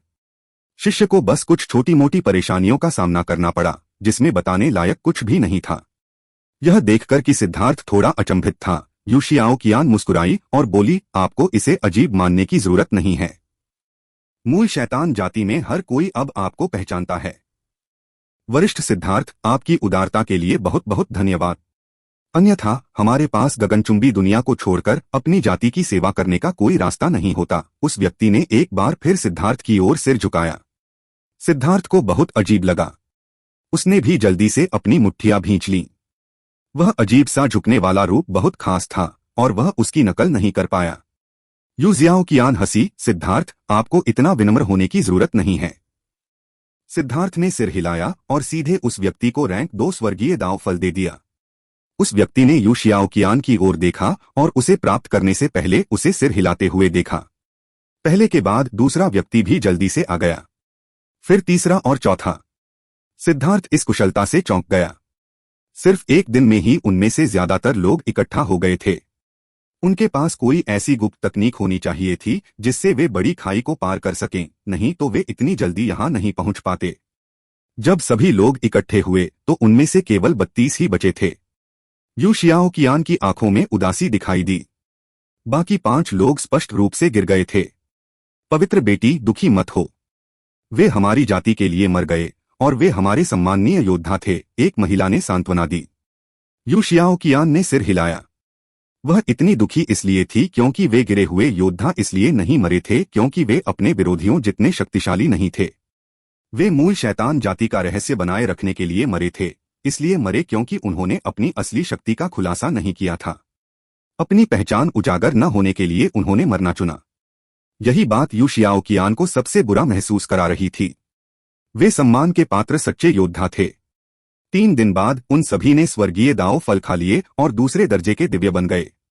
उन सभी के शरीर में एक अलग तरह की ऊर्जा थी जिसने उन्हें अविश्वसनीय रूप से उत्साहित कर दिया। सिद्धार्थ के प्रति उनकी कृतज्ञता एक नए स्तर पर पहुंच गई। सिद्धार्थ, क्या तुम चाहते हो कि वे फिर से अकेले यात्रा करें या हमारे साथ आएं? यू शियाओकियान ने पूछा। हमारे साथ रहना बहुत खतरनाक है, सिद्धार्थ ने अपना सिर हिलाया। हालांकि वे सभी विशेषज्ञ थे, लेकिन उसके दुश्मन बहुत शक्तिशाली थे। वे अभी तक उस स्तर तक नहीं पहुंचे थे। हालांकि उन्होंने स्वर्गीय दांव फलों का सेवन किया था और सर्वोच्च ग्रेड के स्वर्गीय स्रोत अर्क का उपयोग किया था, लेकिन वे यू शियाओकियान के स्तर के नहीं थे, इसलिए वे उसके साथ नहीं लड़ सकते थे। तुम्हारे जाने से पहले मैं कुछ शब्द कहना चाहता हूं। अगर तुम खतरे में पड़ो तो अपनी पूरी ताकत लगाकर बाहर निकलो। भले ही इससे तुम्हारी पहचान उजागर हो जाए, कोई बात नहीं, सिद्धार्थ ने कहा। सिद्धार्थ, यू जियाओकियान और अन्य मूल शैतान जाति के सदस्य सभी चौंक गए। चूंकि हमने सहयोगी बनना चुना है, इसलिए मैं तुम्हें अपने भाई बहनों की तरह मानता हूं। तुम्हारा जीवन सबसे कीमती है। भले ही तुम्हें खुद को उजागर करना पड़े, लेकिन यह महत्वपूर्ण नहीं है। सबसे महत्वपूर्ण बात यह है कि तुम जीवित रहो। भले ही आसमान टूट जाए, मैं उसे संभालने में तुम्हारी मदद करने के लिए वहां मौजूद रहूंगा। तुम्हारा जीवन बड़ी तस्वीर को प्रभावित करने में सक्षम नहीं है, इसलिए इसे व्यर्थ में बलिदान न करो। ठीक है, तुम सब जा सकते हो। मैं तुम्हारे अच्छे भाग्य की कामना करता हूं। मूल शैतान जाति के सदस्यों के दिलों में बहुत बड़ी लहरें उठीं। हालांकि उनकी आवाज में बहुत ज्यादा जोश नहीं था, लेकिन उनका आत्मविश्वास झलक रहा था। साथ ही उनकी आवाज में छिपी परवाह ने उनके दिलों को गर्म कर दिया। वे एक बार फिर उसके सामने झुके और अपनी अपनी दिशा में चले गए। उन्हें अपनी मूल शैतान जाति के लिए और अधिक अवसर और संसाधन खोजने की आवश्यकता थी ताकि वे आगे बढ़ सकें।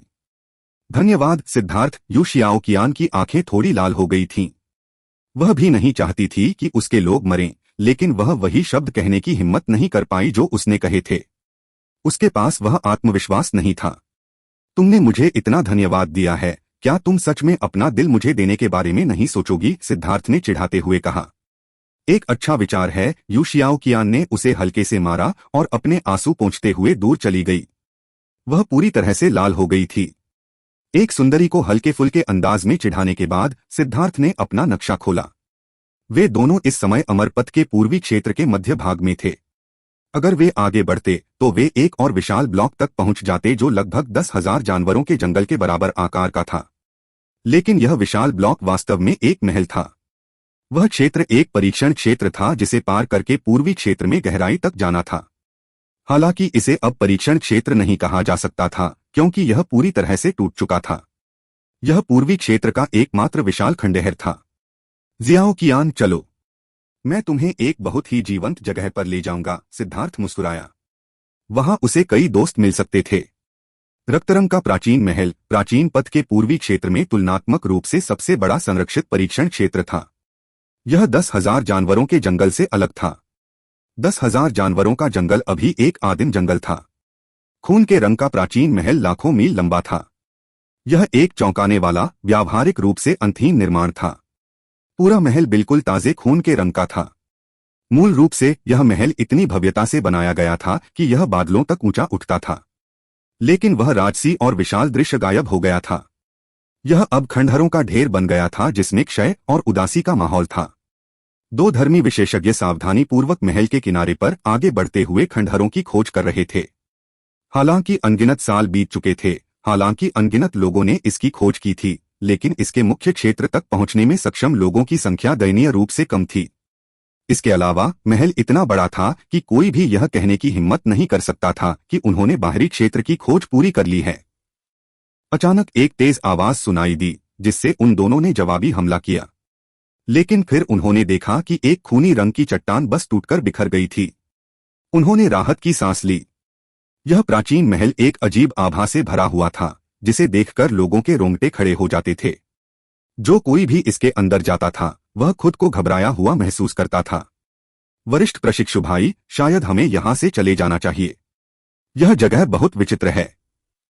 मुझे हमेशा ऐसा लगता है जैसे मेरे पीछे ठंडी हवा चल रही है और मेरा दिल मेरी छाती से बाहर निकलने वाला है, युवा विशेषज्ञ ने कहा। वह और अधिक गहराई में नहीं जाना चाहता था। अरे, यह वाकई अजीब है। जब हम अंदर गए तब भी बाहर बहुत धूप थी, लेकिन अब यह बहुत उदास और भयावह है। छी, तुम सही कह रहे हो, यह जगह बहुत बुरी और अप्राकृतिक है। चलो अपनी किस्मत आजमाने के लिए कहीं और चलते हैं। थोड़े बड़े शिष्य ने अभी बोलना ही समाप्त किया था कि उसने अपने साथी शिष्य की ओर देखा। जब उसने उसे देखा तो उसका चेहरा तुरंत भय से पीला पड़ गया। क्या है सीनियर? अचानक एक काली आकृति उसकी पीठ में घुस गई। शिष्य भयभीत हो गया और अभी संघर्ष करने ही वाला था कि उसका पूरा शरीर सूख गया, एक सूखी लाश बन गई। उसे प्रतिरोध करने का मौका भी नहीं मिला। एक काली आकृति धरती में विलीन हो गई, मानो वह कभी अस्तित्व में ही न रही हो। उसके अस्तित्व का एकमात्र चिन्ह वह मुरझाई हुई लाश थी। थोड़ा बड़ा शिष्य घबरा गया। बिना कुछ सोचे समझे उसने अपनी तलवार पीछे से मारी और भागने लगा। उसकी तलवार किसी चीज पर नहीं लगी, या शायद यह कहा जा सकता है कि उसने किसी चीज पर वार किया, लेकिन वह चीज एक छाया से ज्यादा कुछ नहीं थी। उसकी तलवार छाया को बिना किसी नुकसान के पार कर गई। छाया जमीन से पेड़ की जड़ की तरह उगाई और अचानक उसमें से एक कांटा निकला जो उसकी ओर बढ़ा। उसने बचने की कोशिश की, लेकिन अचानक उसने पाया कि उसके दोनों पैर छाया से बंधे हुए थे। नहीं! उसकी दयनीय चीख बीच में ही रुक गई क्योंकि उसका सारा रक्त क्यूई छाया में बह गया और अवशोषित हो गया। एक ही सांस में वह एक मुरझाई हुई लाश में बदल गया। वह जमीन पर गिर पड़ा और सूखी हुई लकड़ी के टुकड़े जैसा लग रहा था। एक बार जब उस छाया ने उसकी रक्त क्यूई को अवशोषित कर लिया तो वह जमीन पर लौट आई, लेकिन अचानक प्रकाश की एक किरण ने उस पर वार किया और सीधे उसे दो टुकड़ों में काट दिया। आश्चर्यजनक रूप से उसमें से खून की धार बह निकली। छाया दो टुकड़ों में कट गई और गायब हो गई, मानो वह वापस जमीन पर आ गई हो। खंडहर में दो नई आकृतियां दिखाई दीं। एक वीर और साहसी लग रहा था, जबकि दूसरी घूंघट वाली महिला थी। वे सिद्धार्थ और यू शियाओकियान थे। जियाओकियान, तुम्हें क्या लगता है? सिद्धार्थ ने जमीन पर पड़े खून और लाशों को देखा। उसने भौहें सिकोड़ी क्योंकि उसने आज से पहले कभी ऐसी चीज नहीं देखी थी। रास्ते में उन्होंने कई मुरझाई हुई लाशें भी देखी थीं। वे छायाभूत होने चाहिए, यू शियाओकियान ने कहा। उसकी खाली निगाह देखकर उसने समझाया, छायाभूत भूत जाति के सदस्य हैं। वे तब बनते हैं जब कोई व्यक्ति मर जाता है, लेकिन उनकी आत्मा पूरी तरह से नष्ट नहीं होती है। यह एक विशेष प्रकार का जीवन रूप बनाता है। क्या इस दुनिया में वाकई भूत हैं? सिद्धार्थ चौंक गया। उसे हमेशा लगता था कि ये सिर्फ लोगों को डराने के लिए बनाई गई कहानियां हैं। आप जिन भूतों की बात कर रहे हैं वे सिर्फ कुछ ऐसी चीजें हैं जिन्हें लोगों ने बनाया है। मैं जिन भूतों की बात कर रहा हूं वे एक तरह की जीवन ऊर्जा हैं। सच तो यह है कि इस दुनिया में कई ऐसे जीवन रूप हैं जिनके संपर्क में हम नहीं आ सकते। दूसरे शब्दों में कहें तो उन्हें हमारे बगल में एक समानांतर स्थान पर होना चाहिए ताकि हम कभी भी उनके संपर्क में न आ सकें। लेकिन हमेशा ऐसे लोग होते हैं जो रूढ़ियों को तोड़ना और कुछ विधर्मी काम करना पसंद करते हैं। जब आयामी दीवारें टूट जाती हैं तो दूसरी दुनिया से कुछ चीजें हमारी दुनिया में आ जाती हैं। मूल रूप से ऐसी चीजों को हमारी दुनिया में मौजूद नहीं होना चाहिए। उनके जीवित रहने के लिए विशेष परिस्थितियों का होना जरूरी है। उदाहरण के लिए ये छायाभूत हमारी दुनिया में मौजूद नहीं होने चाहिए, लेकिन वे यहाँ हैं। इसका मतलब है कि किसी ने जानबूझकर उन्हें यहाँ खींचा और जानबूझकर ऐसा माहौल बनाया ताकि वे जीवित रह सकें। दूसरी दुनिया से अस्तित्व को आकर्षित करना आग से खेलने से अलग नहीं है। अगर इसके नए माहौल में कोई प्राकृतिक शिकारी नहीं है तो इसमें पूरी दुनिया को नष्ट करने की क्षमता होगी। जैसे ही मैंने इस महल में प्रवेश किया, मुझे एक असामान्य आभा महसूस हुई। यह आभा मानव साधकों के लिए उपयुक्त नहीं है। अगर मेरा अनुमान गलत नहीं है तो रक्तरंग वाले प्राचीन महल ने अपने शिष्यों के लिए परीक्षण के रूप में अन्य दुनिया से भूतों को पकड़ा होगा, यू शियाओकियान ने कहा। सिद्धार्थ ने सिर हिलाया। उसका यह अनुमान बहुत सटीक था। भले ही यह सही न हो, लेकिन यह सच्चाई से बहुत दूर नहीं होना चाहिए। महल ढह जाने के कारण ये भूत सभी कानूनों से मुक्त हो गए थे। उन्होंने वास्तव में लोगों को मारने की पहल की।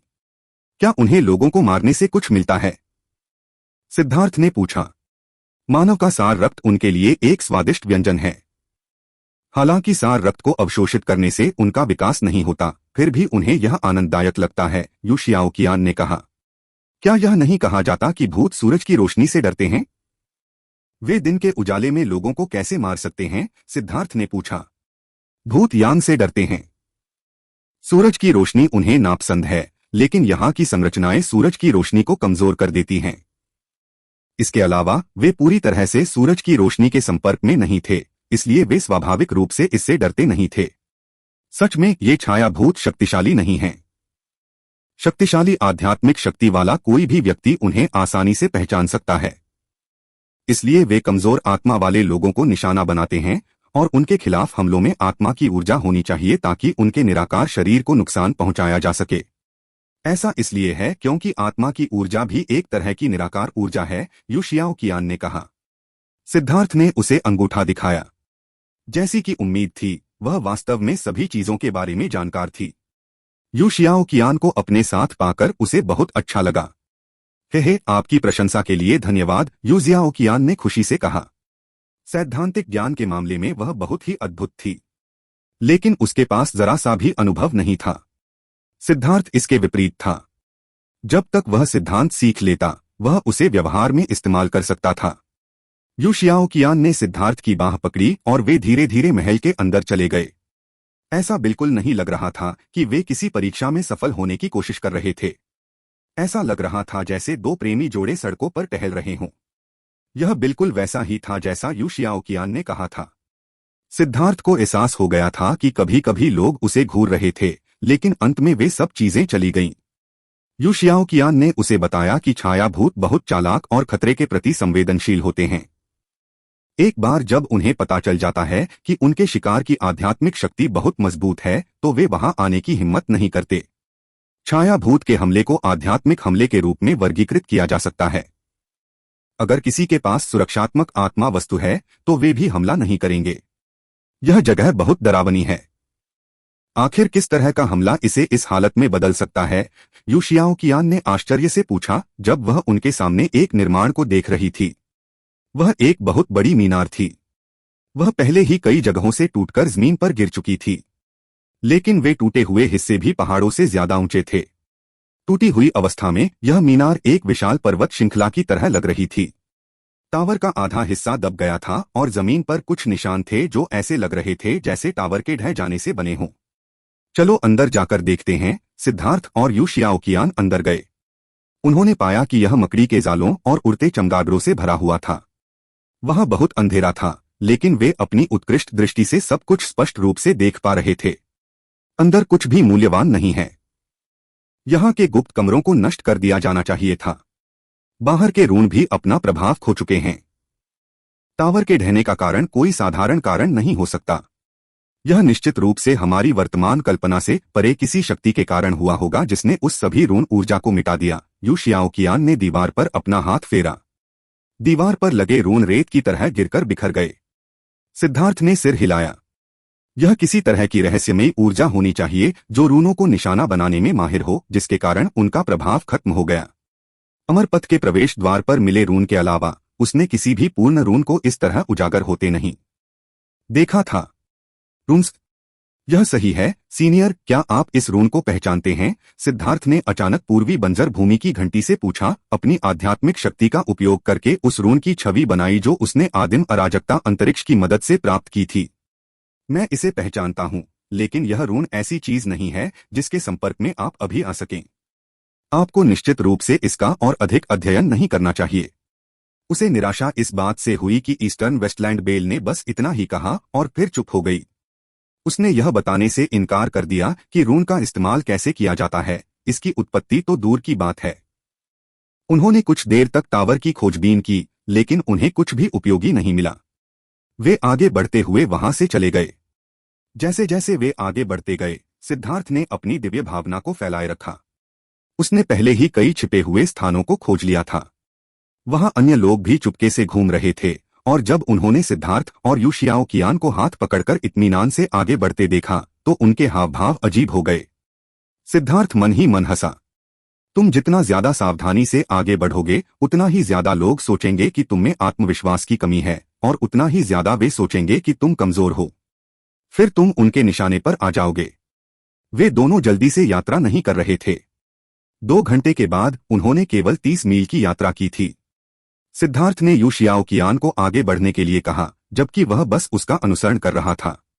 उसे लगा कि अगर वह आगे बढ़ती है तो उनकी किस्मत 100 गुना बेहतर होगी जब वह आगे बढ़ता है। हकीकत ने साबित कर दिया कि वह सही था। जब सिद्धार्थ अकेले ऐसी जगहों पर जाता था, अगर वह जंगली जानवरों के हमलों का सामना नहीं करता तो उसे दूसरे विशेषज्ञ भड़का देते थे। लेकिन यू शियाओकियान के साथ इन 2 घंटों में सब कुछ आसानी से चला। जैसे ही सिद्धार्थ ने सोचा कि यह तरीका उन्हें सुरक्षित और स्वस्थ रख सकता है, एक विशाल आकृति उनके पीछे प्रकट हुई और उन पर हमला कर दिया। यू शियाओकियान ने देखा तक नहीं। उसकी तलवार पीछे से निकली और आकृति को 2 टुकड़ों में काट दिया। वह तेजी से जमीन में समा गई। छाया भूत अधिक से अधिक शक्तिशाली होते जा रहे हैं, साथ ही अधिक उग्र भी। उन्हें घायल करना मुश्किल नहीं है, लेकिन उन्हें मारना काफी हद तक आत्मा की ऊर्जा को खत्म कर देगा। यह वास्तव में इसके लायक नहीं है, यू शियाओकियान ने कहा। तो फिर कोई बात नहीं, तुम अपनी ऊर्जा बचाओ। अगर कोई छाया भूत दिखाई दे तो उसे मेरे पास छोड़ दो। सिद्धार्थ मुस्कुराया। जैसी कि उम्मीद थी, वे अभी कुछ ही मील आगे बढ़े थे कि एक अन्य आकृति ने जमीन की एक दरार से उन पर गोली चला दी। बिजली का एक बोल्ट उड़कर उस पर गिरा, जिससे वह धुएं में बदल गया। एक हमले में वह छाया भूत मारा गया। कितनी भयानक बिजली है! इसमें विनाश की आभा भी है। यह कुछ ऐसा है जो केवल स्वर्गीय क्लेश बिजली में ही हो सकता है। क्या आपकी बिजली? यू शियाओकियान हैरान थी। तुमसे कुछ भी छिपाया नहीं जा सकता। हाँ, मेरी वज्र शक्ति क्लेश बिजली से एकत्रित की गई थी। सिद्धार्थ ने पाया कि यू शियाओकियान बहुत विद्वान थी। ऐसा कुछ भी नहीं था जो वह नहीं जानती थी। यह कैसे संभव है? एक इंसान स्वर्गीय क्लेश बिजली को कैसे नियंत्रित कर सकता है? यू शियाओकियान को अभी भी इस पर विश्वास करना मुश्किल लग रहा था। सिद्धार्थ ने बताया कि कैसे उसे अपनी पहली तरक्की में और उसके बाद कठिनाइयों का सामना करना पड़ा। उसने यह भी बताया कि उसने लेई लॉन्ग का पालन पोषण कैसे किया। अपने शुरुआती अविश्वास के बाद वह धीरे धीरे इस शक्ति को स्वीकार करने लगी जो उसकी समझ से परे थी। यह उसके लिए पहली बार था कि कोई स्वर्गीय क्लेश बिजली को नियंत्रित कर सकता है। वे दोनों बोलते रहे। अधिक से अधिक छाया भूत दिखाई देने लगे और हर बार वे सिद्धार्थ की उंगली के इशारे से एक ही बार में मारे जाते। रास्ते में उन्हें और भी कई लाशें दिखीं। वे सभी छाया भूतों द्वारा मारे गए थे।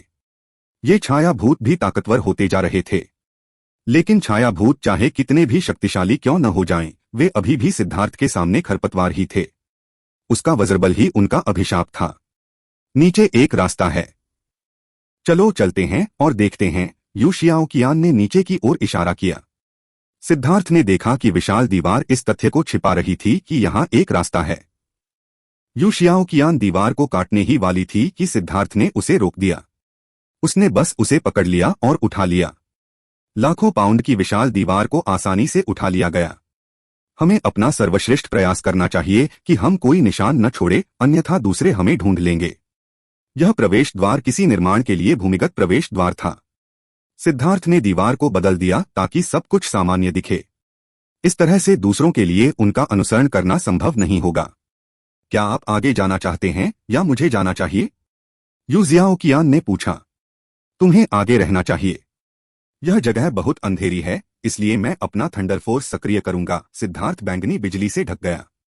ये उसके बिजली के रून थे।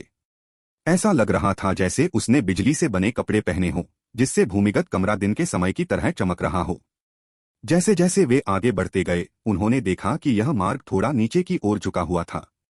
वे ज्यादा दूर नहीं गए थे कि अचानक एक विशाल चूहे ने सिद्धार्थ पर हमला कर दिया। चूहे का फर काले रंग का था, नुकीले सिरे थे जो उसे शाही जैसा बनाते थे। उसकी आंखें लाल थीं और उसकी लंबी पूंछ ब्लेड की तरह नुकीली थी। सावधान, यह एक रॉकथॉर्न माउस है और इसके कांटे जहरीले हैं, यू जियाओकियान ने चेतावनी दी। धमाका! सिद्धार्थ की तलवार चूहे से टकराई, लेकिन उसने उसे अपने दांतों से रोक लिया। जब वे टकराए तो चिंगारियां उड़ी। 3 मीटर लंबा चूहा दीवार से टकराया। उसने एक अजीब सी चीख निकाली। अचानक उसने अपनी पूंछ उठाई और उसे उन पर घुमाया। उसकी पूंछ का सिरा खुल गया और अनगिनत सुईनुमा कांटे सिद्धार्थ की ओर उड़े। सिद्धार्थ की तलवार ने उन सभी को आसानी से रोक दिया। वे स्पष्ट रूप से मांस से बने थे, लेकिन वे धातु से भी अधिक कठोर थे। सिद्धार्थ ने उड़ते इंद्रधनुष को बाहर निकाला। चूहे का सिर कटते ही ठंडी रोशनी चमक उठी। फ्लाइंग रेनबो असाधारण रूप से तेज था, इसलिए इसके साथ इस तरह के जादुई जानवर को मारना बहुत आसान था। सिद्धार्थ ने इसकी एक कलम उठाई। कलम 5 इंच लंबी और लगभग 200 ग्राम वजन की थी। इसकी नोक पर छोटे छोटे छेद थे जिन्हें नंगी आंखों से देखना लगभग असंभव था। ये छेद उसके जहर को छिपाते हैं। रॉकथॉर्न माउस बेहद खास है। इसमें जहर की थैली नहीं होती। इसके बजाय इसके कांटे ही इसके जहर को जमा करते हैं। हालांकि यह सिर्फ 6ठी रैंक का जादुई जानवर है, लेकिन इसके जहर के कांटे बहुत तेज होते हैं और आसानी से 7वें रैंक के जादुई जानवर की खाल को भेद सकते हैं। भले ही यह 7वें रैंक के जादुई जानवर को जहर देकर न मार सके, लेकिन यह उसे आधा जहर देकर मार सकता है, यू शियाओकियान ने कहा। सिद्धार्थ की आंखें चमक उठीं। अगर यह इतना मजबूत था तो यह कुछ अच्छा था। सिद्धार्थ, तुम क्या कर रहे हो? मैं ये सभी कलम इकट्ठा कर रहा हूं क्योंकि ये गुओ रैन के लिए प्राकृतिक हथियार हैं। मुझे यकीन है कि जब वह इन्हें देखेगा तो खुशी से बेहोश हो जाएगा। सिद्धार्थ ने उन्हें इकट्ठा करते हुए हंसते हुए कहा।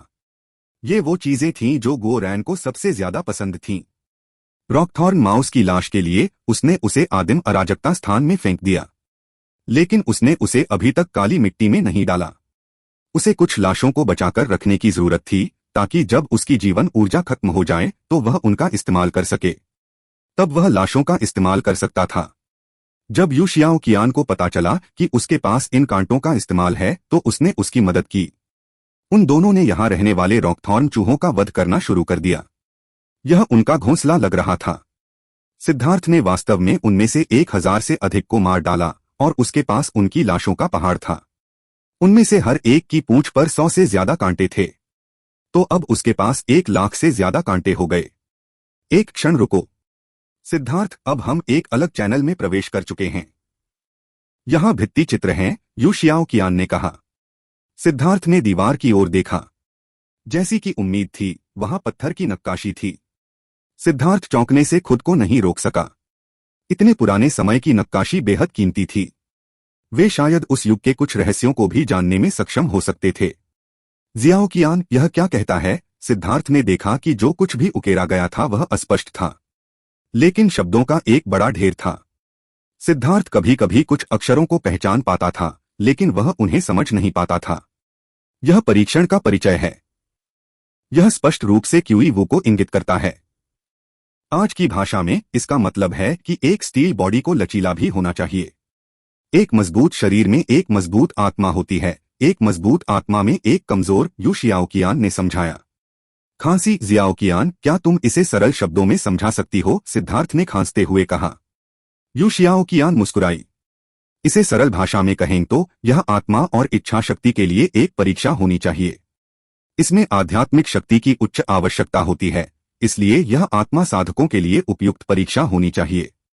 केवल वे ही लोग जिनके पास पर्याप्त आध्यात्मिक शक्ति है, वे ही यहाँ छाया भूतों को संभाल सकते हैं।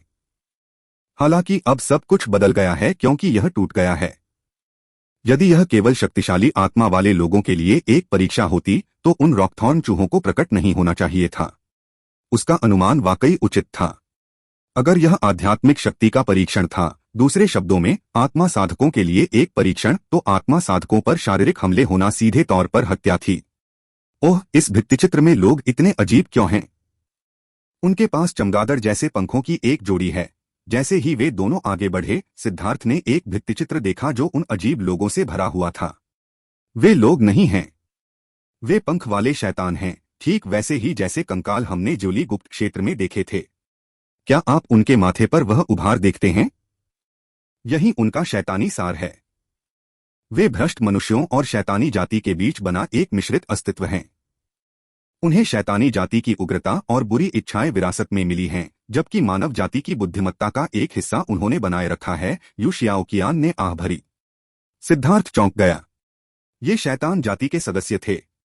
अगर उसने ऐसा नहीं कहा होता तो वह सोचता कि वे प्राचीन जातियों के सदस्य हैं। क्या मानव जाति इतनी मजबूत है? वे न केवल जुआन जानवरों के साथ बल्कि शैतान जाति के साथ भी एकीकृत हो सकते हैं। सिद्धार्थ को समझ नहीं आया कि उसे हंसना चाहिए या रोना चाहिए। यू शियाओकियान ने असहाय भाव से उसकी ओर देखा। इस दुनिया में मनुष्य सबसे जटिल अस्तित्व है। उनका पूरा अस्तित्व ही विरोधाभास है। वे कभी दयालु होते हैं, कभी बुरे, कभी महान, कभी भ्रष्ट, कभी स्वर्गीय अमर की तरह, कभी राक्षसी शैतान की तरह। मनुष्य ही प्रलोभन का विरोध करने में सबसे कम सक्षम हैं, या शायद यह है कि उनकी इच्छाओं का कोई अंत नहीं है। वे जोखिम लेना पसंद करते हैं, किसी भी चीज के लिए उनका कोई सम्मान नहीं है, और परिणामस्वरूप मानव जाति अपनी वर्तमान दुर्दशा में आ गई है। क्या मानव जाति पहले बहुत शक्तिशाली थी? सिद्धार्थ ने पूछा। शक्तिशाली? उन्हें सिर्फ शक्तिशाली भी नहीं कहा जा सकता। मनुष्य सभी चीजों की आत्मा है। प्रत्येक मनुष्य एक आध्यात्मिक प्राणी है, उसका अपना अस्तित्व है। वे ब्रह्मांड के सत्य के शिखर पर हैं, दुनिया के शासक हैं। अफसोस की बात है कि वर्तमान मानव जाति का रक्तवंश अब शुद्ध नहीं रहा और वे विलुप्त होने के कगार पर पहुंच गए हैं। और फिर भी वे अभी भी इसके बारे में नहीं जानते हैं और केवल आपस में लड़ना जानते हैं। यू शियाओकियान ने समय के बदलाव पर दया से अपना सिर हिलाया। सिद्धार्थ कहना चाहता था कि यह अच्छी बात है। अगर मानव जाति विलुप्त होने की हद तक लड़ती है तो उसकी मूल शैतान जाति के लिए मुश्किलें खड़ी करने वाला कोई नहीं होगा। लेकिन फिर अपनी स्थिति के बारे में सोचते हुए उसने अपने शब्दों को वापस निगल लिया। भित्तिचित्रों की जांच करते हुए उन्होंने पाया कि यह एक कहानी थी। प्रत्येक भित्तिचित्र अगले से जुड़ा हुआ था। अगले भित्तिचित्र में मनुष्यों का एक बड़ा समूह दिखाई दिया और उनके और पंख वाले शैतानों के बीच एक भयंकर युद्ध लड़ा गया। यह एक भयानक युद्ध था जिसमें खून से सनी जमीन पर लाशें बिखरी हुई थीं। मानव जाति बुरी तरह हार रही थी, भारी क्षति हो रही थी। उन पंख वाले शैतानों के पंखों पर शक्तिशाली रून थे। हालांकि ये सिर्फ स्थिर छवियां थीं, लेकिन सिद्धार्थ को एहसास हो गया था कि उन्हें कितना तेज होना चाहिए। इसके अलावा उनके शरीर बैलों की तरह मांसल थे। उनके मांस में विस्फोटक शक्ति थी। वे स्पष्ट रूप से शक्तिशाली और तेज थे। मनुष्य उनका मुकाबला नहीं कर सकते थे। यू शियाओकियान के शब्दों के बारे में सोचते हुए सिद्धार्थ को लगा कि यह व्यंग्य था। मानव जाति पंख वाले शैतानों की पूर्वज थी, लेकिन अब पंख वाले शैतान निर्दयता से उनका वध कर रहे थे। वहां पंखों वाले शैतानों द्वारा मनुष्यों का वध करने के कई क्रमिक भित्तिचित्र थे। अंत में लोगों का एक समूह दिखाई दिया। उन्होंने हाथ की मुहरें बनाई और उनके शरीर के पीछे भ्रामक आकृतियां दिखाई दीं। उन आकृतियों में ब्लेड, तलवारें, मीनारें, घंटियां थीं। उनके हाथ की मुहरों से पता चलता है कि वे एक तरह की आत्मा कला का इस्तेमाल कर रहे थे। एक बार जब वह आत्मा कला सक्रिय हो गई तो खून के प्यासे पंख वाले शैतान स्थिर हो गए, 1 इंच भी हिलने में असमर्थ हो गए। पंख वाले शैतान आत्मा कला से डरते हैं? सिद्धार्थ ने पूछा। जीवित लोग आत्मा कला से डरते हैं, लेकिन मृत लोग जो पुनर्जीवित हो गए हैं वे नहीं डरते। अन्यथा तब हमें इतनी कठिनाई नहीं होती। पंखों वाले शैतान कंकालों के खिलाफ उनके पिछले सहयोग के बारे में सोचते हुए यू शियाओकियान याद करते हुए मुस्कुराई। उसने सिद्धार्थ की बाह पकड़ ली। क्या? यहाँ क्या हो रहा है? सिद्धार्थ ने यू शियाओकियान की कोमल हरकतों पर ध्यान नहीं दिया। अगले भित्ति चित्र को देखते हुए वह अविश्वास से भर गया। उस भित्ति चित्र में मनुष्यों ने अभी अभी पंख वाले शैतानों को हराया था और जश्न मना रहे थे। वे लोगों के एक समूह के सामने झुकने के लिए इकट्ठे हुए थे। उस समूह में पुरुष और महिलाएं थीं। वे पवित्र, सुंदर और भव्य रूप में हवा में खड़े थे। चौंकाने वाली बात यह थी कि उनके माथे पर एक निशान था। वह निशान अस्पष्ट था, लेकिन सिद्धार्थ देख सकता था कि यह उस निशान से बहुत मिलता जुलता था जो यू शियाओकियान पर तब दिखाई दिया था जब उसने अपनी मूल ऊर्जा को छोड़ा था। यहां तक कि उसे जो एहसास हुआ वह भी वैसा ही था। जियाओकियान, क्या वे तुम्हारी मूल शैतान जाति के सदस्य हैं? सिद्धार्थ ने पूछा। मुझे उनके शरीर से एक परिचित आभा महसूस हो रही है, खासकर उनके माथे पर उन नस्ल के निशानों से। भले ही वे मूल शैतान जाति के सदस्य न हो, फिर भी उनका हमारे साथ रिश्ता होना चाहिए। लेकिन देखो, उस युग में मानव जाति हमारे प्रति इतनी सम्मानजनक थी, व्यावहारिक रूप से हमारी पूजा करती थी। अगर वे वास्तव में मूल शैतान जाति के सदस्य हैं, तो मूल शैतान जाति पूरी दुनिया की सार्वजनिक दुश्मन कैसे बन सकती है? यू शियाओकियान की आंखों में एक खोया हुआ भाव दिखाई दिया। आप भी निश्चित नहीं हो सकते? यू शियाओकियान ने अपना सिर हिलाया। मेरी माँ मुझे बहुत सारे रहस्य जानने से मना करती है। जहां तक ग्रैंड एल्डर्स की बात है, वे भी हमारे पूर्वजों के रहस्यों को ऐसी चीज मानते हैं जिसे किसी भी तरह से लीक नहीं किया जा सकता। वे भी कुछ भी कहने से इनकार करते हैं। पहले मैंने आपको बताया था कि जो भी शिष्य बहुत सारे रहस्य सीखता है, उसे अब स्काई स्क्रैपिंग वर्ल्ड छोड़ने की अनुमति नहीं दी जाएगी। हालांकि मुझे इसके पीछे का कारण नहीं पता, लेकिन मुझे यकीन है कि मेरी माँ वही कर रही है जो हमारे लिए सबसे अच्छा है। सिद्धार्थ ने सिर हिलाया। दृश्य में इन लोगों को देखकर उसके दिमाग में अनगिनत सवाल घूम रहे थे। मान लीजिए कि ये लोग मूल शैतान जाति से थे, तो इस दौरान आखिर क्या हुआ था? भित्तिचित्रों से ऐसा लगता था कि मानव जाति को उनकी मदद या संकेत मिले थे, जिसके जरिए ही उन्होंने पंख वाले शैतानों को हराया था। ये भित्तिचित्र मूल शैतान जाति के योगदान की प्रशंसा कर रहे थे। यदि ये लोग सचमुच मूल शैतान जाति के सदस्य थे, यदि उसका अनुमान सचमुच सही था, तो यह पहेली कुछ ज्यादा ही डरावनी थी, है न?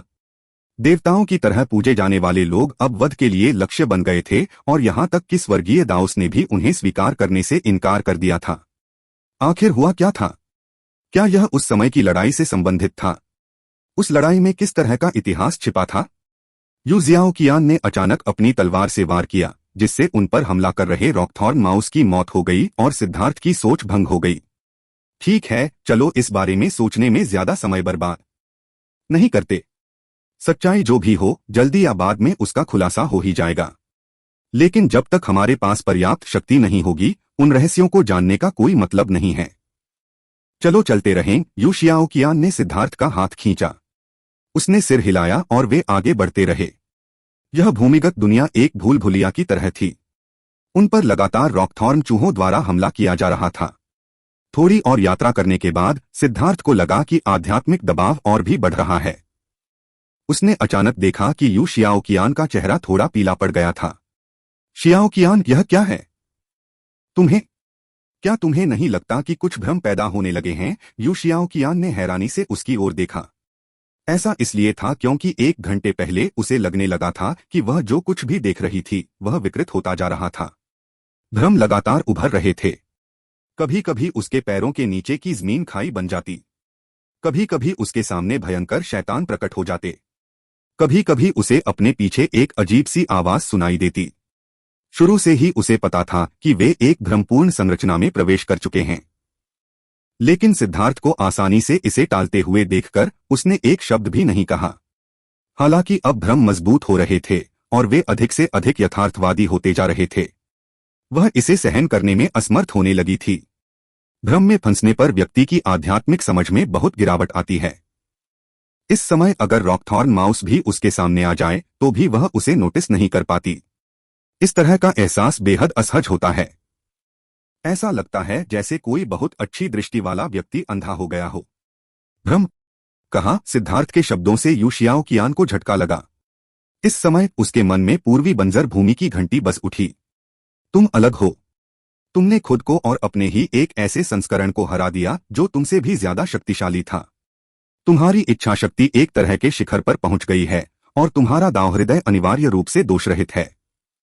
यहां भ्रमों का प्रतिरोध करने के लिए सिर्फ शक्तिशाली आध्यात्मिक शक्ति की जरूरत नहीं है। वे किसी व्यक्ति के दिल के शैतानों, उसके दिल की कमजोरियों को लक्षित करते हैं। तुम्हारी इच्छा शक्ति एक राक्षसी स्तर पर पहुंच गई है, इसलिए इस तरह का भ्रम निर्माण तुम्हें हिला नहीं सकता। तुम उन्हें महसूस भी नहीं कर सकते, लेकिन उसे यहां यह बहुत कठिन लगता है। सिद्धार्थ को नहीं पता था कि यह भ्रम निर्माण व्यक्ति के हृदय की ओर लक्षित था। किसी व्यक्ति का दांव हृदय जितना अस्थिर होगा, वह उतना ही आसानी से प्रभावित होगा। उनके हृदय शैतान जितने मजबूत होंगे, उनका डर उतना ही अधिक होगा। जितनी अधिक चीजें उन्हें डरती थीं, वे यहां दिखाई देंगी। अंत में वे इस भूल भुलिया में खो जाएंगे। क्या तुम्हें कुछ भी महसूस नहीं हो रहा है? यू शियाओ कियान को लगा कि यह अकल्पनीय था। सिद्धार्थ मुस्कुराया और अपनी बाह उसकी कमर पर लपेट ली। उसने भी अपनी इच्छा जाहिर कर दी। अपनी इच्छा को मुक्त करना अपने भीतर की आभा को मुक्त करने जैसा था।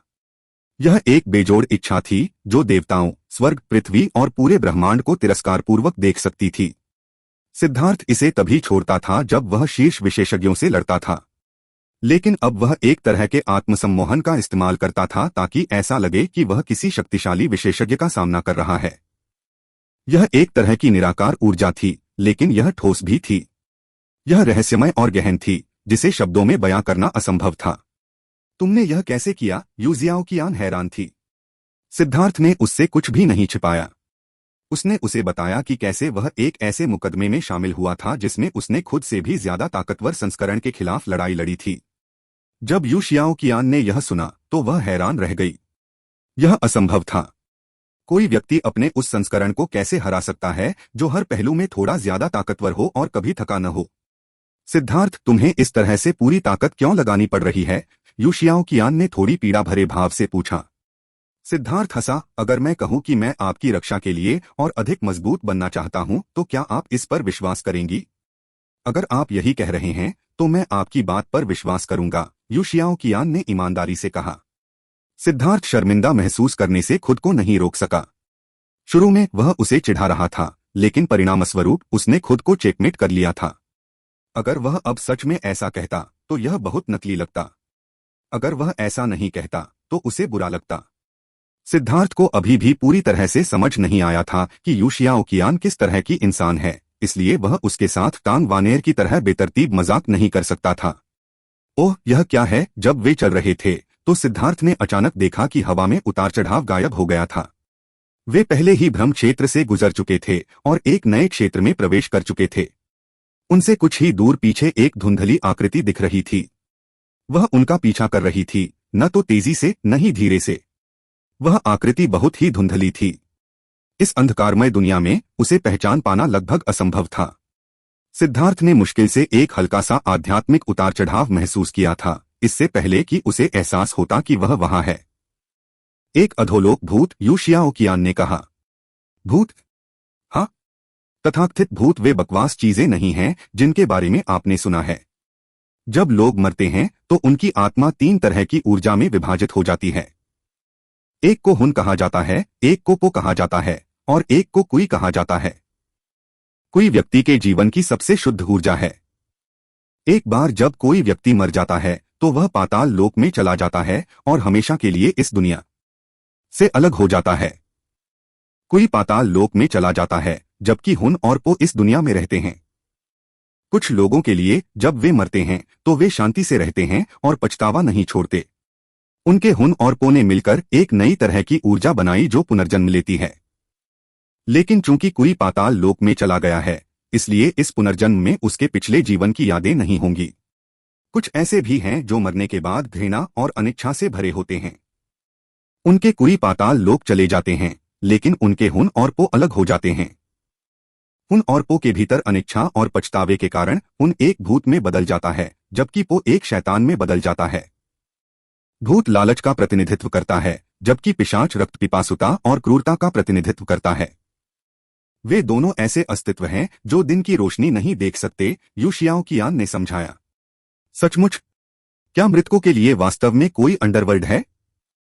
और लोग पुनर्जन्म ले सकते हैं? सिद्धार्थ चौंक गया। अय्या नहीं, तुमने जो बातें सुनी हैं वे सिर्फ कहानियां हैं। मैं जिस बारे में बात कर रही हूं वह स्वर्गीय दाओस के काम करने के तरीके के बारे में है, यू शियाओकियान ने थोड़ी झुंझलाहट के साथ कहा। उसे इतने लंबे समय तक यह समझाने के बाद सिद्धार्थ ने वास्तव में इसे भूतों और राक्षसों की कहानियों से जोड़ दिया था। अरे छोटे बदमाश, यहाँ आओ। क्या तुम मेरे सामने भूत की तरह व्यवहार करने की कोशिश कर रहे हो? सिद्धार्थ ने बेहोश आकृति की ओर इशारा किया और चिल्लाया, उसे डराने की रणनीति से, उसे डराने की उम्मीद में। लेकिन भूत को उसकी कोई परवाह नहीं थी।